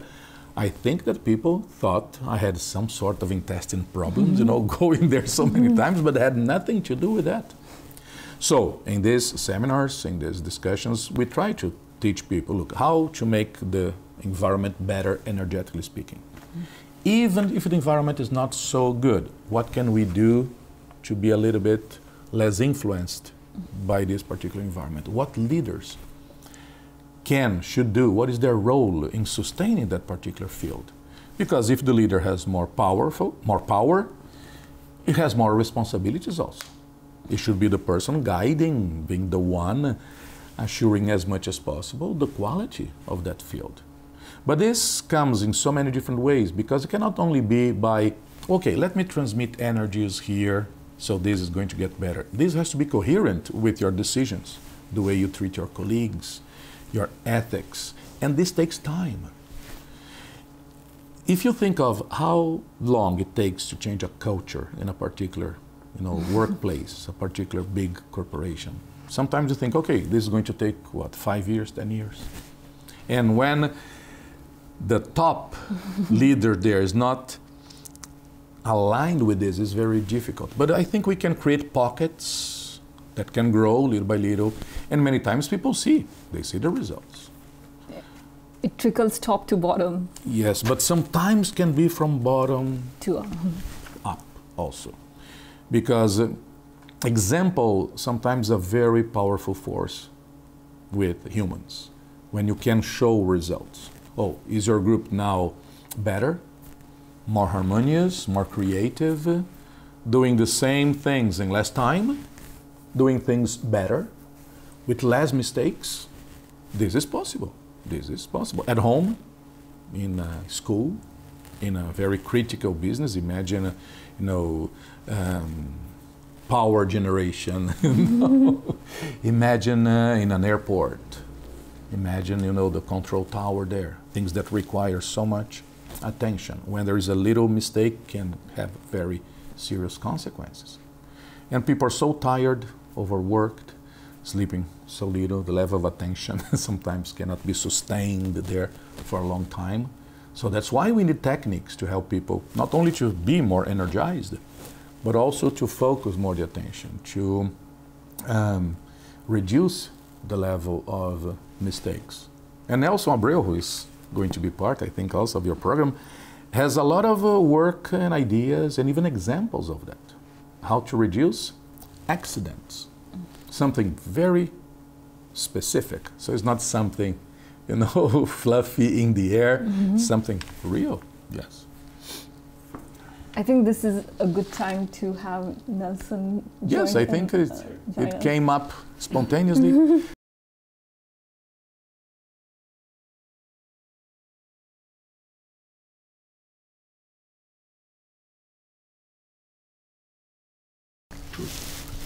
Hi everyone, welcome back. We have a new guest here now, Nelson Abreu. He is instructor at IAC, and Wagner, researcher and instructor at IAC. Thank you for joining us, Nelson. Nice to be here. And welcome back. Thank you very much. So the first question I wanted to start was with some of the practical applications of these transformative experiences. How can people use this in everyday life? So perhaps Nelson, you can start. Sure. For a long time, I've had the privilege to be mentored by people like Wagner. Sometimes you read books, and you think, I really wish I had a chance to meet this person. And I've had this privilege, to meet people like Wagner and know him by first name. I'm glad you know that. No, it's really amazing to me. And just listening to you guys talk earlier, it just reminded me of that. It's really special. But one thing is we have been trying to communicate to people all over the world the value of an out-of-body experience, energy. And what we found is that there's a niche group of people who are ready to take the red pill, like in the Matrix, and just expand their horizons and all that. That's wonderful. And we're there for them as an organization. However, I also had another mentor that I didn't get to spend as much time with him, but it was Robert John from the Princeton Pear Laboratory, right? And Brenda Dunn, who I'm still very happy to be in touch with. And Bob, shortly after receiving a Lifetime Achievement Award from IAC, he passed away recently, but he left these kind of rallying cry for us, which was to take all these experiences and research that has been done and find a way to connect this work to people's everyday life. So your question really goes to that. So how can we go to where people are? Meet them where they are. So maybe there are a lot of people right now, they don't think it's relevant to have an out-of-body experience, so to learn about energy, because they don't see the connection. So how can we help bridge that gap, make it more pragmatic in a sense? And then maybe after they see pragmatic uses, they will awaken an interest to go deeper. And then they can take advantage of things like consciousness development program of IAC and so on. But we notice a lot of people aren't quite at that moment in their life. So as far as practical applications are concerned, I think sometimes people forget the very basic, which is you get so caught up in trying to persuade people that this experience has a particular nature, if it's real or not real. You forget this is actually a set of very exciting and enjoyable experiences. Like, I really enjoy having it's an exploration, yes, out-of-body experiences. How much do people pay for a VR experience, right? This is free. It's in your mind. It's in your brain. It's maybe beyond your brain. But you see, it doesn't even matter. It's within your reach.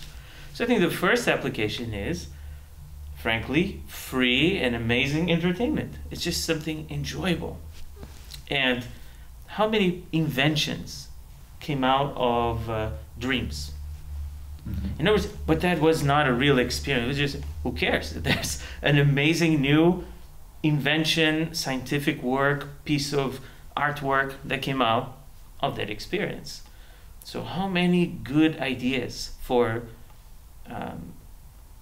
a scientific breakthrough could come out of an out-of-body experience? How many beautiful works of art, how many engineering marvels could happen? They have already happened in the past, but if you make it more accessible, then more of them will happen. So maybe instead of always trying to talk about the experience in terms of what is its ultimate nature, sometimes to certain groups of people, which I think is most people, it might be more productive for us to talk to them as how it can be useful and interesting for them in their everyday life, starting with the most basic thing. Yeah. So when we talk about these basic things, if we go back to that pyramid, Maslow's, the basic needs, all this knowledge can help people in almost all those levels there. Because even there is a kind of a spiritual level need more at the tip of that pyramid. But even at the level where they put very physical needs for food, protection, people do not understand that energy is a basic need that we have. Is the quality of our environment. So one of the things that we have been discussing a lot, not only us, but from other of our colleagues, is a kind of enlarged and deeper understanding of well-being. Well-being comes from some things outside. It's very difficult for a person to say, he or she has well-being when a person is hungry. But even when people have everything in life, sometimes they don't have well-being enough, good enough. So what is missing there? So what is that we need in life? For instance, one big thing in well-being is having a purpose. When a person doesn't have a purpose, basically other things are irrelevant. Some people commit suicide because they don't have a purpose. Some people die younger or younger than they should, because they don't have a purpose. So I was telling one of my recent course about an experience I had with a person, dead now, but at the time he was among the oldest people in this planet. His name is Alexander Image. He's a person you can Google, very influential person. When we met him, he was 106 years old. He died being 112 years old. At the time he was the oldest man in this planet. And then after many discussions about ectoplasm, the paranormal, his experiences, so many different things. In fact, he donated part of his personal library to IAC. But then in one of the moments there in his apartment in New York, I asked him, look, what can you tell us about longevity? Because you are the real deal. You are not a very young doctor, you know, talking about longevity. He said a lot of things that we know about exercising and diet and this and that. And then he said, no, look, I'm forgetting the most important thing. Always have a purpose in your life, otherwise you die. He said, how many of my friends, colleagues, and relatives, they died being younger than me because they just ran out of challenges, things to do. So when we think about consciousness, exploration, evolution, sometimes this enriches the person's life, gives a purpose. There is a different kind of well-being. We introduce energy, ethics. When you think that you can have such an important role in people's evolution, even with, of course, your channel, you do a very beautiful, big thing here, because this is what people need the most. You know, information with quality, with depth, because most of the things we see nowadays, they are so, not all, of course, would be unfair to say that, but so many things are so superficial. My goodness, that doesn't make any difference. We have so many different needs there in this. We have to update that pyramid. You know? That's right.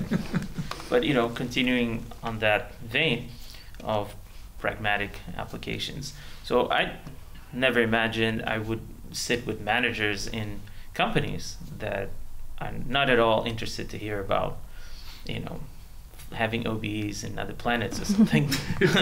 but what they are interested in is productivity, reducing sick days, reducing injuries, improving creativity and innovation, and improving the overall psychological safety of a workplace.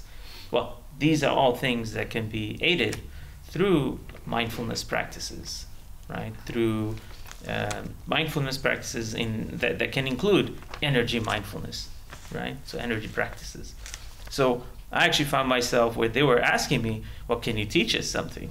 So, okay. So I gave them a very brief taste of, you know, the vibrational state related type techniques. And they were doing the techniques not to have some kind of spiritual breakthrough, but to deal with the stresses of the workplace, to have more resilience, more to have more resistance in terms of fatigue, to make fewer mistakes, to get through the day more productively, and to have a little bit of thicker skin, paraskin, right? In terms of dealing with problems with colleagues, customers, you know, difficult pressures of deadlines and so on. And the fact that you could have less stress really means less inflammation, less pain, less sick days, or less proneness to certain illnesses, and just overall better well-being. You know, feel good when you come to work and feel good when you get home, and be more pleasant to other people. Other people will like you more too, you know, your customers, your colleagues, your family. So these are basic applications that, you know, your traditional mindfulness techniques can help with, but even the kind of techniques that IAC teaches with energy. And in my line of work, I work with, I get paid to work with a different kind of energy, the kind that powers the houses and factories. And I work around thousands of volts, right? And it's true, one mistake could cause an outage for the whole Southern California, or it could be my last mistake in this physical body, right? So, or someone else's, which is in some ways worse, because then you live with the guilt of getting someone else hurt. So it's very important to have attention and to not get too wild up on the stress and the pressure. So when something doesn't go according to the plan, that's when you need it the most. A calm, collected mind. And I find myself, even just as an instinct, I start applying these energy techniques. I don't even have to think of it. It's just second nature to me now. And it helps me tremendously. But even in an office environment, when things are tense, people sometimes have told me, like, what's wrong with you? Like, you're the only person smiling here. And it's hard to stay mad when we're around you. And then we start to wonder, is there something wrong with us? I said, maybe. maybe we need to work on our culture here, on our environment. So, sometimes just you being you, or a slightly better version of you, because you're applying these techniques, can be infectious, can affect others, And it is a big part of communication. I think Wagner can speak to this, that communication is mostly nonverbal, and nonverbal doesn't just mean how you dress, how you move. It's about energy, and the energy experts. I'll let you tackle that one. Yes, because many times we see people who are said called charismatic, and we know that charisma comes from energy. Of course, with more energy is going to be more influential, not always positive. Of course, that's why we have always to combine that with the ethics. Yes. Because Hitler was a very charismatic leader, very influential, could communicate pretty well, but we know the results of that. So how can we have this power of presence, of being there really as a tool for evolution, and being very conscious of the responsibility for that. So as Nelson was saying, giving some examples of application of many of these ideas, energy, in a kind of a professional environment. But can you imagine, for instance, in schools, if kids could start the day relaxing, doing some simple form of mindfulness, and then absorbing energy, I think many of them would be able to pay more attention for longer, enjoying the thing, being more creative, absorbing more the information. And think about that in a hospital, one of the most stressful environments we can think of.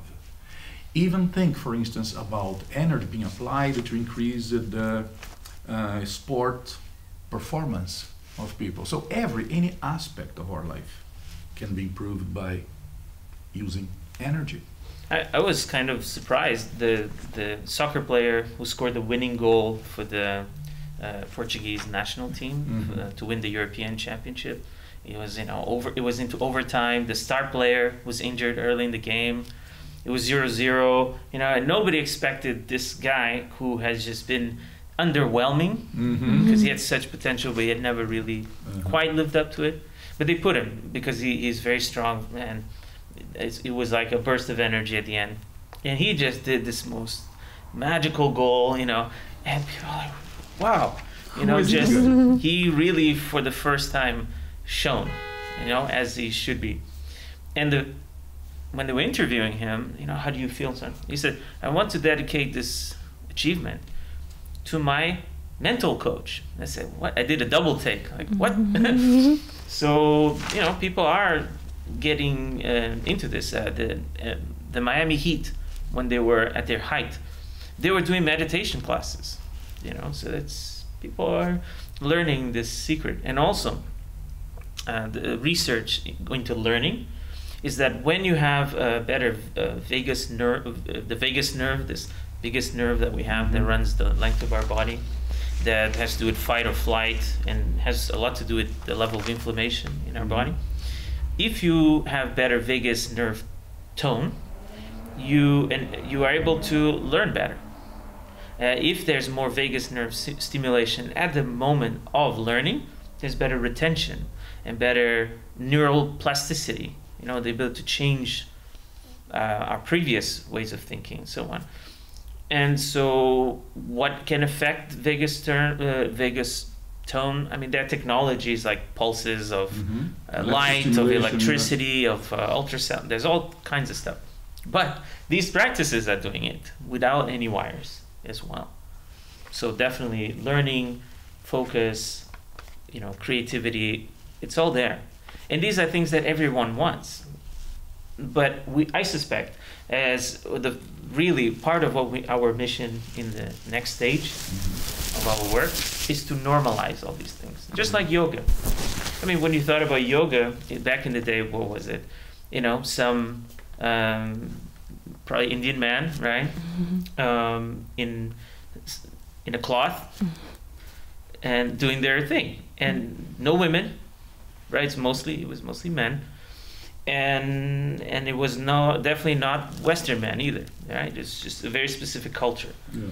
But nowadays, you know, you see women, some men as well, you know, wearing Lululemon or whatever, you know, and it's like a thing that you do. It's okay, jogging, yoga, you know, okay. And some people will say, oh, well, that's a watered down yoga and it's not what it used to be. And it's true, no question.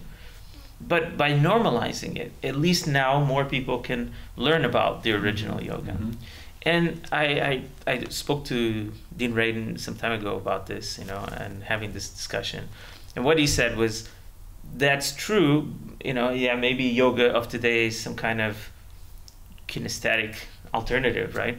But if you go to a yoga conference and you ask the question, how many of you have felt energy? How many of you have had an out-of-body experience? A lot of hands are going to raise, which means, yes, maybe we do need a little bit of watered down version, not to the point of selling out, right? But just to make it as an entryway, you know? So again, it's this theme of meeting people where they are today to help them eventually get to where we feel they could really have a spiritual, ethical breakthrough. But you have to start somewhere. Yeah. And if I may, you mentioned at the beginning technology. I would like just to bring something to the discussion here. Many times people think technology is only machines, devices, electronics.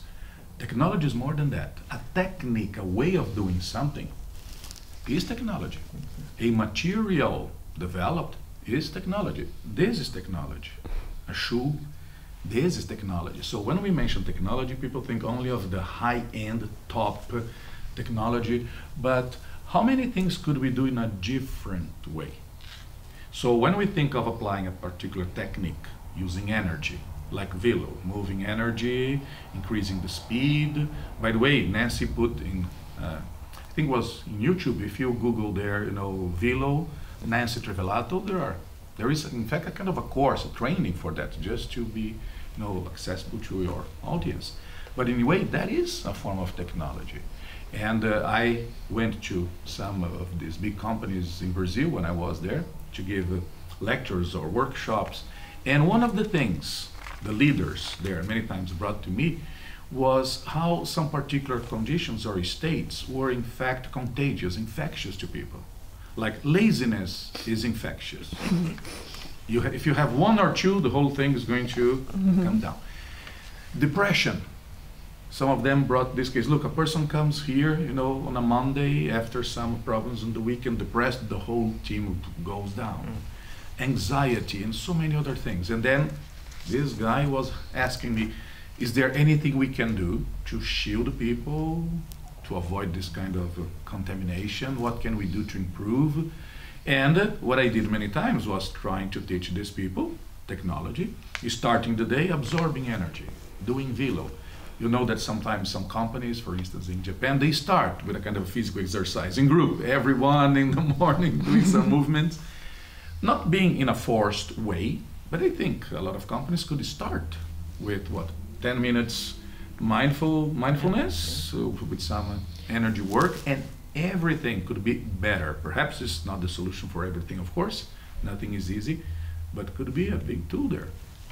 Yeah, an insurance company calculated 5 minutes of mindfulness every day translates approximately to $2,000 per person per year in savings in terms of insurance costs. So 5 minutes. Improved productivity. Yeah. Creativity, problem-solving skills. But also in a bigger way, today's economy, especially earlier talking about AI and things like that. Well, a lot of the jobs are going to be automated. This can be a threat, it can be destabilizing. But on the other hand, it can be liberating, right? So it will free people up to do what people do best, right? Rapport, understanding people, create, right? Showing affection, showing empathy, creating new things, right? Innovation, and this is something that will make what we are talking about here even more relevant. Mastering energy now is a process of providing better customer support, dealing with difficult customers, so that you don't get burnt out. That's a big thing. Could go a long, long way. And having that next breakthrough idea could come through a lucid dream, through an out-of-body experience, through a meditation, right? Through hypnagogic period between awake and asleep.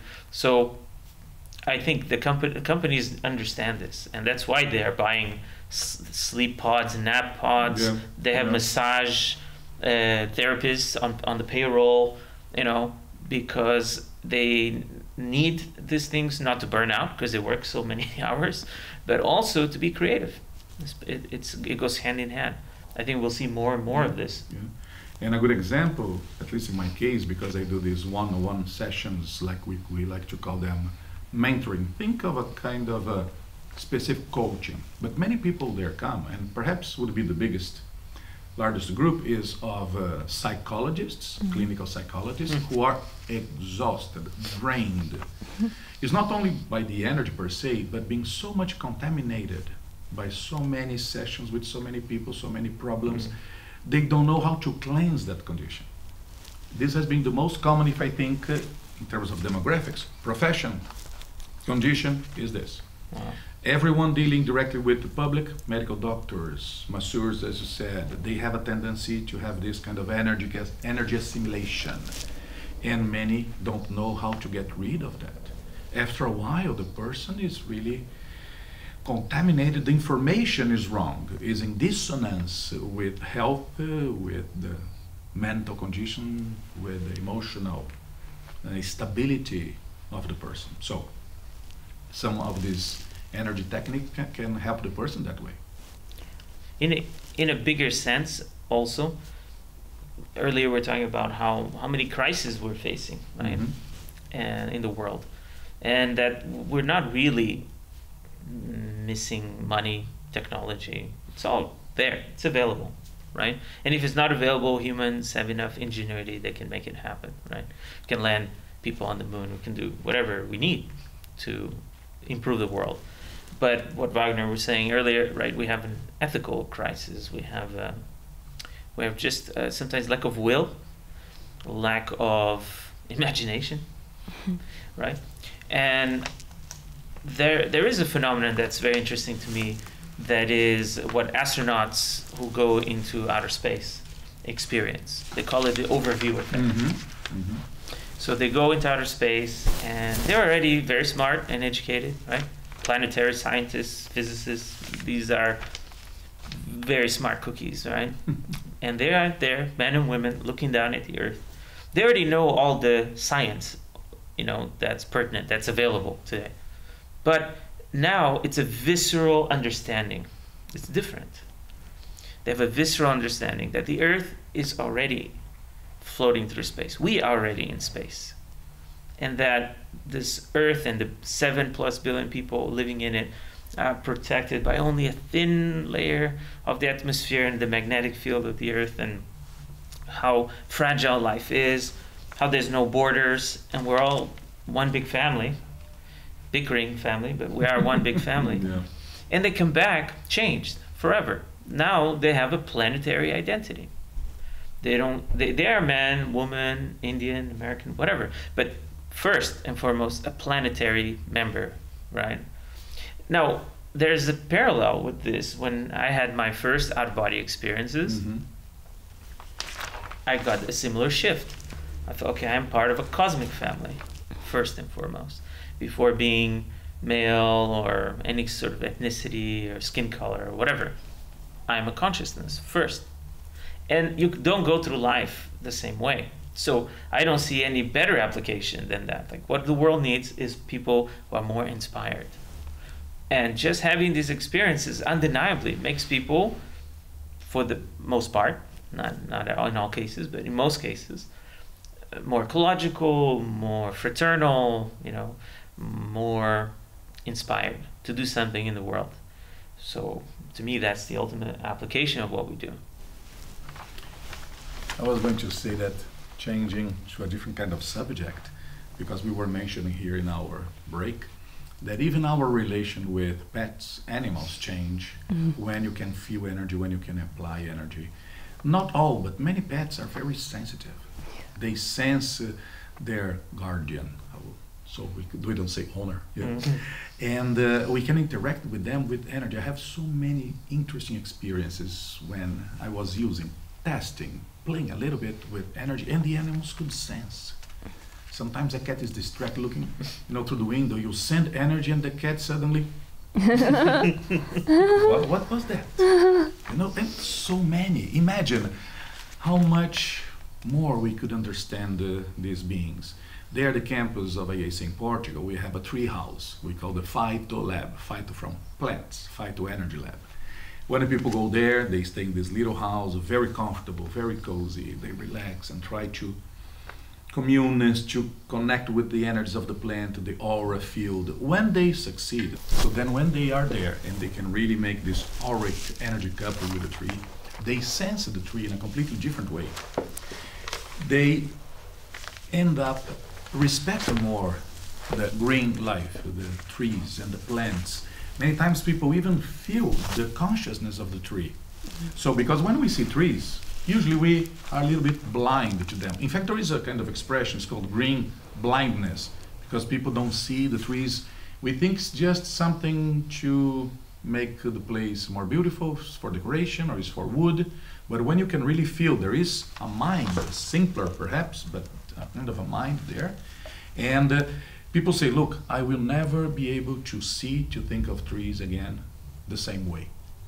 Because they sense the tree, the connections with everything else. And I think people need that kind of experience to be able to feel responsible. Look, I want to protect that being. It's not something that you just go out there and cut, prune, the branches, whatever you allow to die because you care. It is important for you. So think of this expansion of our energy perception to create a different kind of empathy towards the environment. Because really, there's a species disappearing, dying. People don't feel empathy for that. Oh, trees are dying, by the way. People don't think trees are dying by the millions. And we don't know. It's not just because trees are being burnt or being cut. By diseases, everything else. So what is going on? So with this heightened sense of awareness, perception, I think we can have a better well-being, as we were discussing before. There is no well-being for us without Mother Nature around of us. It's impossible.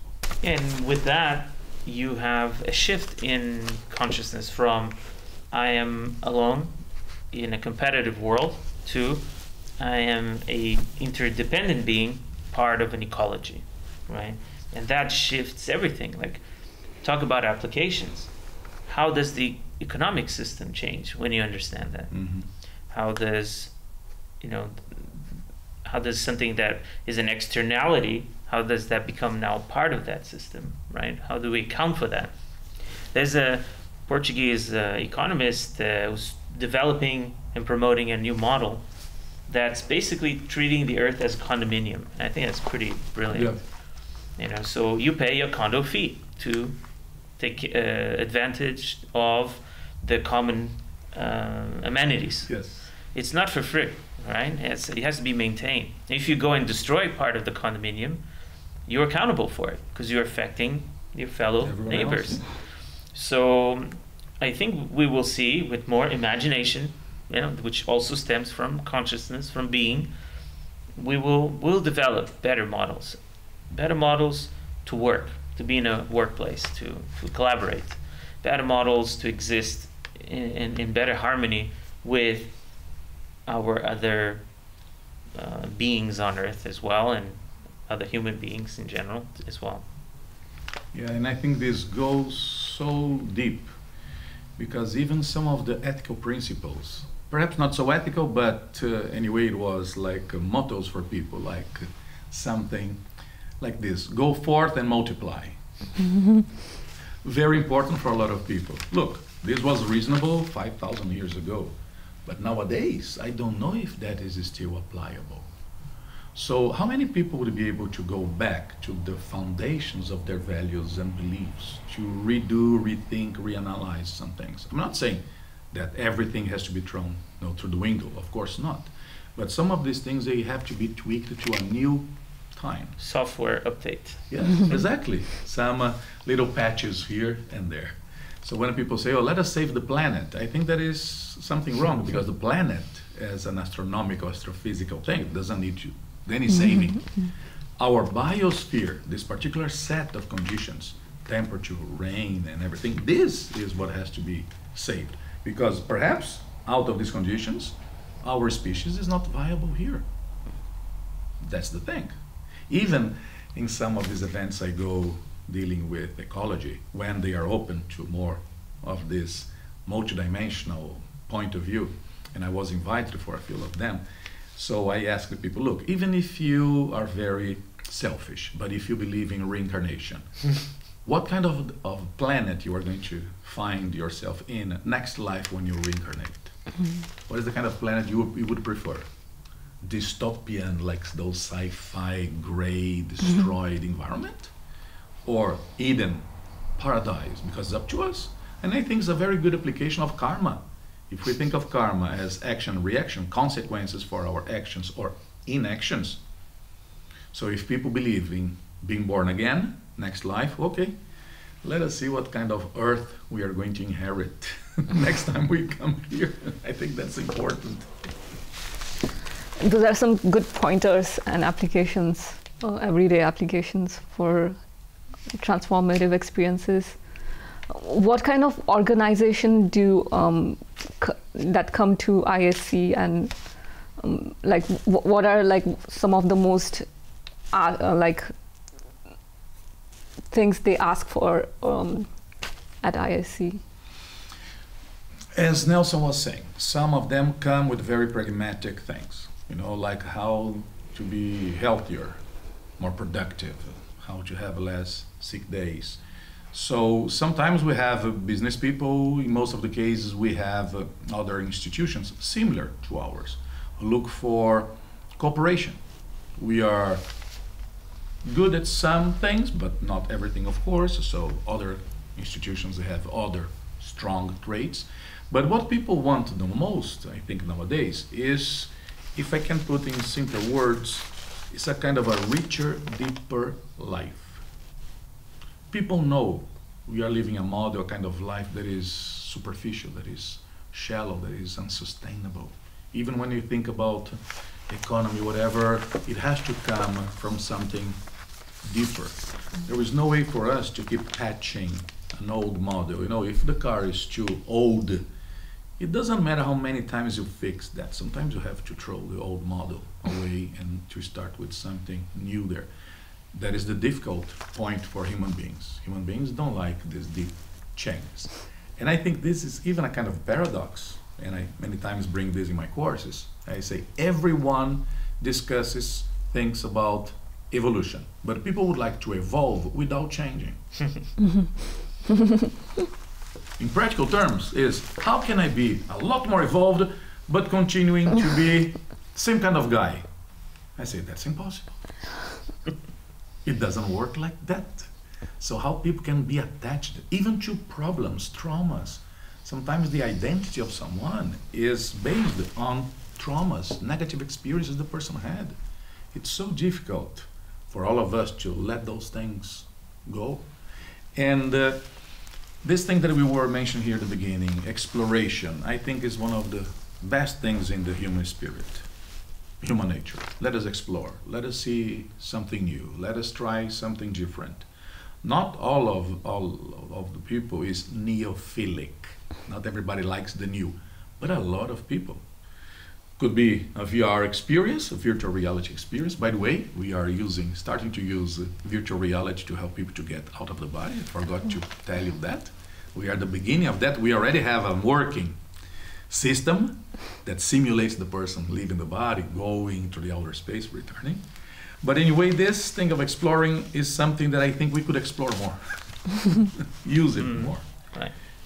And I'm looking forward to using Wagner's development in combined with some of the work that we're doing with, using vibrational patterns inspired on the vibrational state that Wagner and Nancy have been working on and others for a long time, and bring in all this other technology that that helps to either stimulate or monitor the mind in order to produce states of deep relaxation, of creativity and well-being, and we'll be doing a lot more of that, both at IAC. I'm sure I-ACT is working on that, and Neuma being the company I work with, Minori as well, and just a lot of cooperation, collaboration. That's the future. Yeah, I was going to mention that both of us had been working for such a long time together. We had different initiatives, they overlap, like IAC and the I-ACT, the Institute for Applied Consciousness Technologies, and Neumascape. And we are trying to get exactly to the point you are mentioning, trying to convert as much as possible of this knowledge we have, that sometimes is more like academic, philosophical, into applications. Sometimes can be mentoring sessions, can be some devices like cymatics, helping people, that kind of vibrating pod bed, to help people to relax, to be more focused on themselves. But as we said, people cannot become dependent on the coach, the mentor. They cannot become dependent on the piece of technology, but at least these things can be a boost. Right. Can be, the first kick to start a movement, but people have to do their part. And I don't know if I'm being pessimistic here, but it seems people get lazier and lazier by the day. They want to achieve things, in little time or little effort. Yes, some things can be like that, but not everything. Everything that really matters in life comes with the discipline and time and some effort. It doesn't have to be something boring or unpleasant, but time and effort, discipline are unavoidable and not easy to substitute. Right. Now people want an app. Do you have an evolution app? You install, press the button, and you evolve. Okay, I want that. And buy your way out into the next level. It's interesting to study the physiological basis for laziness. Laziness is not always a bad thing. It has, or it had its role in the past, because laziness was a way of saving energy. We had little food, little calorie. We would spend, 1,000 calories to find 900, calories to eat. So there was really a point in avoiding burning too much of the calories. So we would be, if we didn't have anything else to do, in a kind of a lower metabolism state. But nowadays, I think we spend what? I don't have the numbers, but perhaps 10 calories to walk to the fridge, open the door. We get, a pint of ice cream with, 3,000 calories. Order delivery, Order delivery. So nowadays, I think even the concept of laziness, productivity, has to be, rechecked. For instance, nowadays, the idea of productivity is basically of effort, of time, and even a little of suffering. If you don't suffer enough in your work, it's because you are not being a good, employee.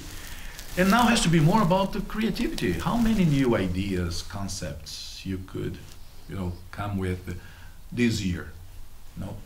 We are about to end this year. It's a different thing. And you come up with a different model of also motivation. Sometimes someone has potential, but they're just not motivated. And so there is a connection between what we're talking about here and a better understanding of motivation. You know, so leadership a lot of times is about unleashing potential, right?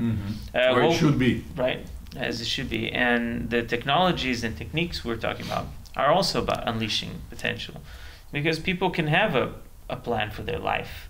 They can have things they can do to bring wonder, to bring joy, to help people, to bring inventions that will facilitate our life, to bring knowledge, awareness into the world.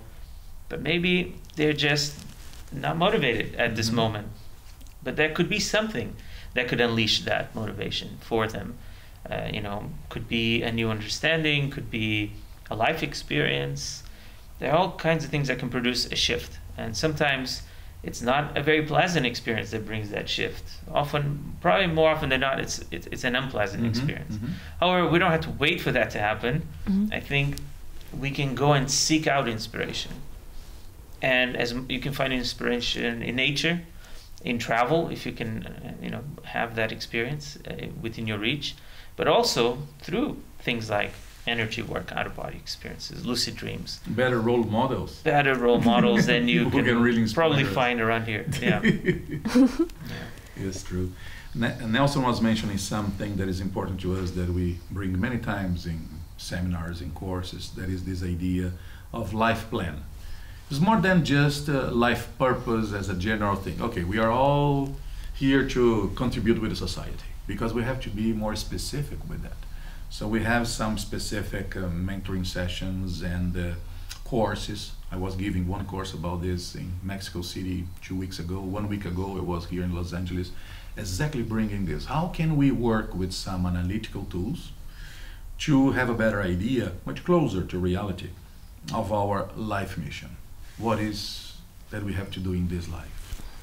So if we come back to that idea of being agents of evolution, but someone can be more perhaps dealing with communication or innovation, someone with politics, someone else with restructuring of the society. So we all can do something. And I think it was yesterday, it was this morning, we were discussing that sometimes people see so many needs, so much need in the world, in so many different areas, and people feel, how could I say, impotent, you know, without the means to do anything. So they don't do anything. But we have to start with small things. If we can help one animal, one plant, one person, one family, it is already part of the whole thing. Because we have so many cognitive distortions, bias. It's amazing how the human mind is complex. It's so good at some things, but has so many bugs. I don't know who developed this software because it's full of bugs. Bad code. Bad code. You know, we get in this, you know, infinite loop, dividing by zero, by the way. You know? Yes. People crash, stall, blue screen of that. We have to really debug our software. We have to get rid of many of these bugs. Some of them are very instinctive. Can you imagine eons and eons, hundreds of thousands of years in a particular role? Conditioning, and being nomads in the savannah, just walking around, you know, gathering things. But now, it has been only 10,000 years since the agricultural revolution, when we really stopped to have a more, you know, fixed community. It has been, you know, what, 200 years of the Industrial Revolution? Yeah. And we still are facing the information revolution, so they kept, you know, coming, you know, faster and faster, and people have trouble adapting. How can we adapt? Our model of family, society, and friends is still pretty much the one of 10,000 years ago with the agricultural revolution. It cannot be anymore. We are living a different planet now, different conditions. So are we going to adapt fast enough? Let us see. We have to do our part. And I said before, I don't think we are going to find any deeper, more permanent solution to this without thinking in a multidimensional way. Our paradigm has to be different. And I think it was Einstein who said something like this: if you keep trying and trying many times, the same way, trying to get different results, well, that's madness. That's being crazy. And many times we see this. In politics, in economy, economics, we have to try different ways. We have to think out of the box. And I think it was Buckminster Fuller who said that, you know, the paradigm or the framework that led to the problem cannot be the same one that lead to the solution. Yes. You know, we have something new has to emerge, new and better. But that's all our collective work to figure that out. And, you know, we can look to the realm of consciousness for inspiration, but inspiration is only like the first 1%. The rest is perspiration, right? And we have to do the work, all together. And if we each do a small part, we can really make a difference. Yeah. We were talking about this earlier during the break, that how the subject of consciousness comes and goes in trends. Where do you see this going this time around? I'm not, to be honest, I don't know, except to say that it will probably continue that way, you know, like a wave coming and going. And we just have to be attentive, take advantage of the surf when it's in our direction, and hunker down for the long term and not feel discouraged when it's not. That's really all I can say. Yeah, because the figure of speech I used at the time with you here during the break was of tides. You know, we have this tide of a lot of awareness, interest in consciousness, spirituality, and energy, and then the tide goes and back again, and then it comes again. Every time it comes, people say it's a new era. They discovered this or that. No, these things have been with us for centuries. We can have a little machine now, we can have that function MRI here, vibrating bed there, but the essence is the same we have always known. But we know that there are the, how could I say, so many factors converging, and sometimes they diverge, but we have to see how to take advantage of that. But the thing is that some things cannot be postponed anymore. Right. Some things, really, just we cannot postpone anymore. And we cannot being feel reversible or not. We cannot feel discouraged and succumb to apathy and mentally check out. That's the worst thing we could do. I understand why people feel just discouraged and they don't think anything can change, but that's the recipe for nothing to change. But we cannot give up. We're not here to come to give up. You know, go down fighting. I don't mean physically fighting, obviously, but I mean campaigning for change in a peaceful but not apathetic way. Yeah. Even when we think of politics, I think there is a big distortion, bias that is sustained by the system of trying to classify everything as being in a unidimensional line, is left or right. Politics is us and about them. Left, us and them. No, there are many dimensions to that. Can we think of someone not being left or right, but being up? Just to think of the plane. Okay, so we have to think in different ways, because this conditions people to think in a very narrow way. We have to find a different way. We have to find common cause, so we can have coalitions and collaborations and find solutions instead of just classifying people and dividing them, you know. Yeah, and this induces a lot of problems. But we know, unfortunately, that usually humans only prioritize something when it is the last minute. If it is studying something, if it is taking care of our health, whatever, we keep postponing until there is a crisis. I just hope we don't come to a kind of economic crisis, social crisis, ecological crisis. To me, it seems we are already living one. And we are the now, brink of it. Okay, so hopefully we wake up in the 11th hour. Exactly. Sometimes people need a big slap on their faces to wake up, get them out of the lazy. Is there anything else you would like to share with the viewers today? Well, we covered so many things here. Perhaps I would like just to cover one thing, is that sometimes when we talk about energy, altered states of consciousness and out-of-body experiences, some people still think in the old ways They think this is only for gifted people, special people. Oh, we have to be Neo, the one, to be able to have that. It is not. I can guarantee it is not. So I started having out-of-body experience, as I said, when I was young. But I have seen, met, and trained so many people who didn't have out-of-body experiences before. I'm one of them. And started having them. I wasn't born with all this sensitivity to energy, to feel this and that. The first time I got a very good friend, a healer, a medium, working with energies with me, I didn't feel anything at all. It was zero. So, and I could, with some practice, some training, some level of discipline, with time increase my level of sensitivity. And I wrote a book about retrocognitions because it was the kind of experience I had never had before. And I thought, okay, let me become a specialist on this so then I can create my own experience. So different examples to show that in fact anyone can have it, can experience this kind of things. Certainly we have just to keep in mind that people have different levels of talent. It's like if we asked ourselves, can anyone, everyone learn how to play a piano? Yes, 99.9% of people are able to learn how to play piano. But how good we are going to be is a different discussion. Predisposition varies. Exactly. So some people can develop very fast, others will take a long time. Some people can be very technical, very mechanical, others can be a lot more organic, inspired. So there are different styles there. It's the same thing with this whole field. Everyone, anyone can learn and can develop this kind of abilities. Some people, with 2-3 weeks, they start having their own out-of-body experiences. Some people might need 3 months, 3 years, I don't know. But the thing is, we humans, very specific primates, we are very pragmatic.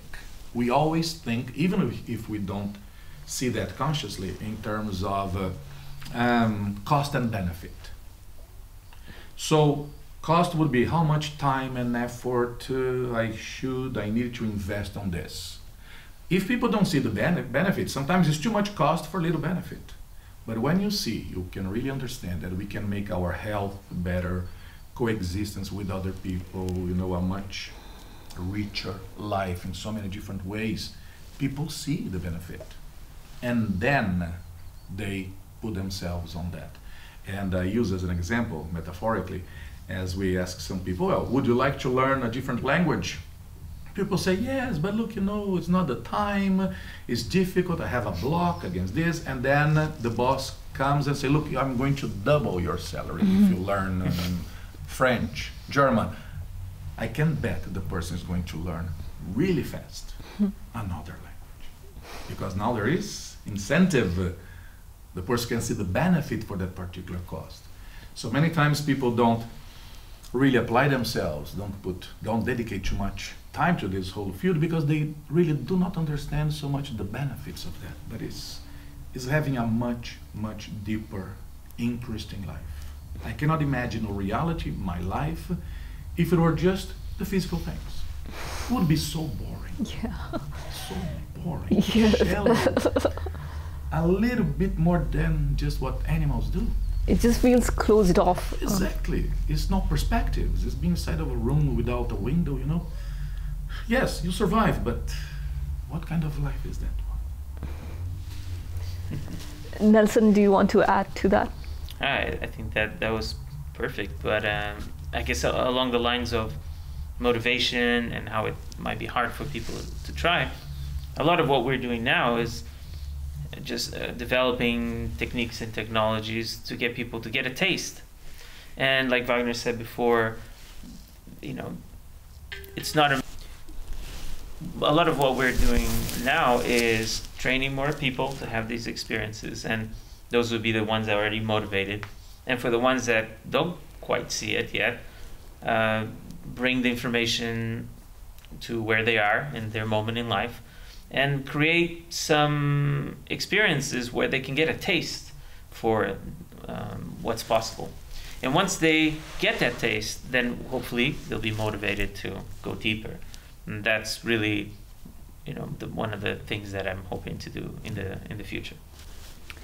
Thank you so much, Wagner and Nelson. You are very welcome. It's Thank a pleasure being here. It was an enriching conversation. I think it has opened up like a window of possibilities. And I would like to congratulate you for this initiative, because I really think this kind of opportunity, this channel, is really important, because there are so many people still needing to have some kind of input, even if the person is going to disagree, but at least you brew, ferment something there. So congratulations, I wish you the best with this initiative. I second that. Thank you. And your experience with this subject, and also the approach that you have taken of scientifically, carefully looking through this experiments, I think that's very valuable. Oh, yes. It's a very hard road, but hopefully eventually it will pay back. And I wish you both all the very best. Thank you. Thank you.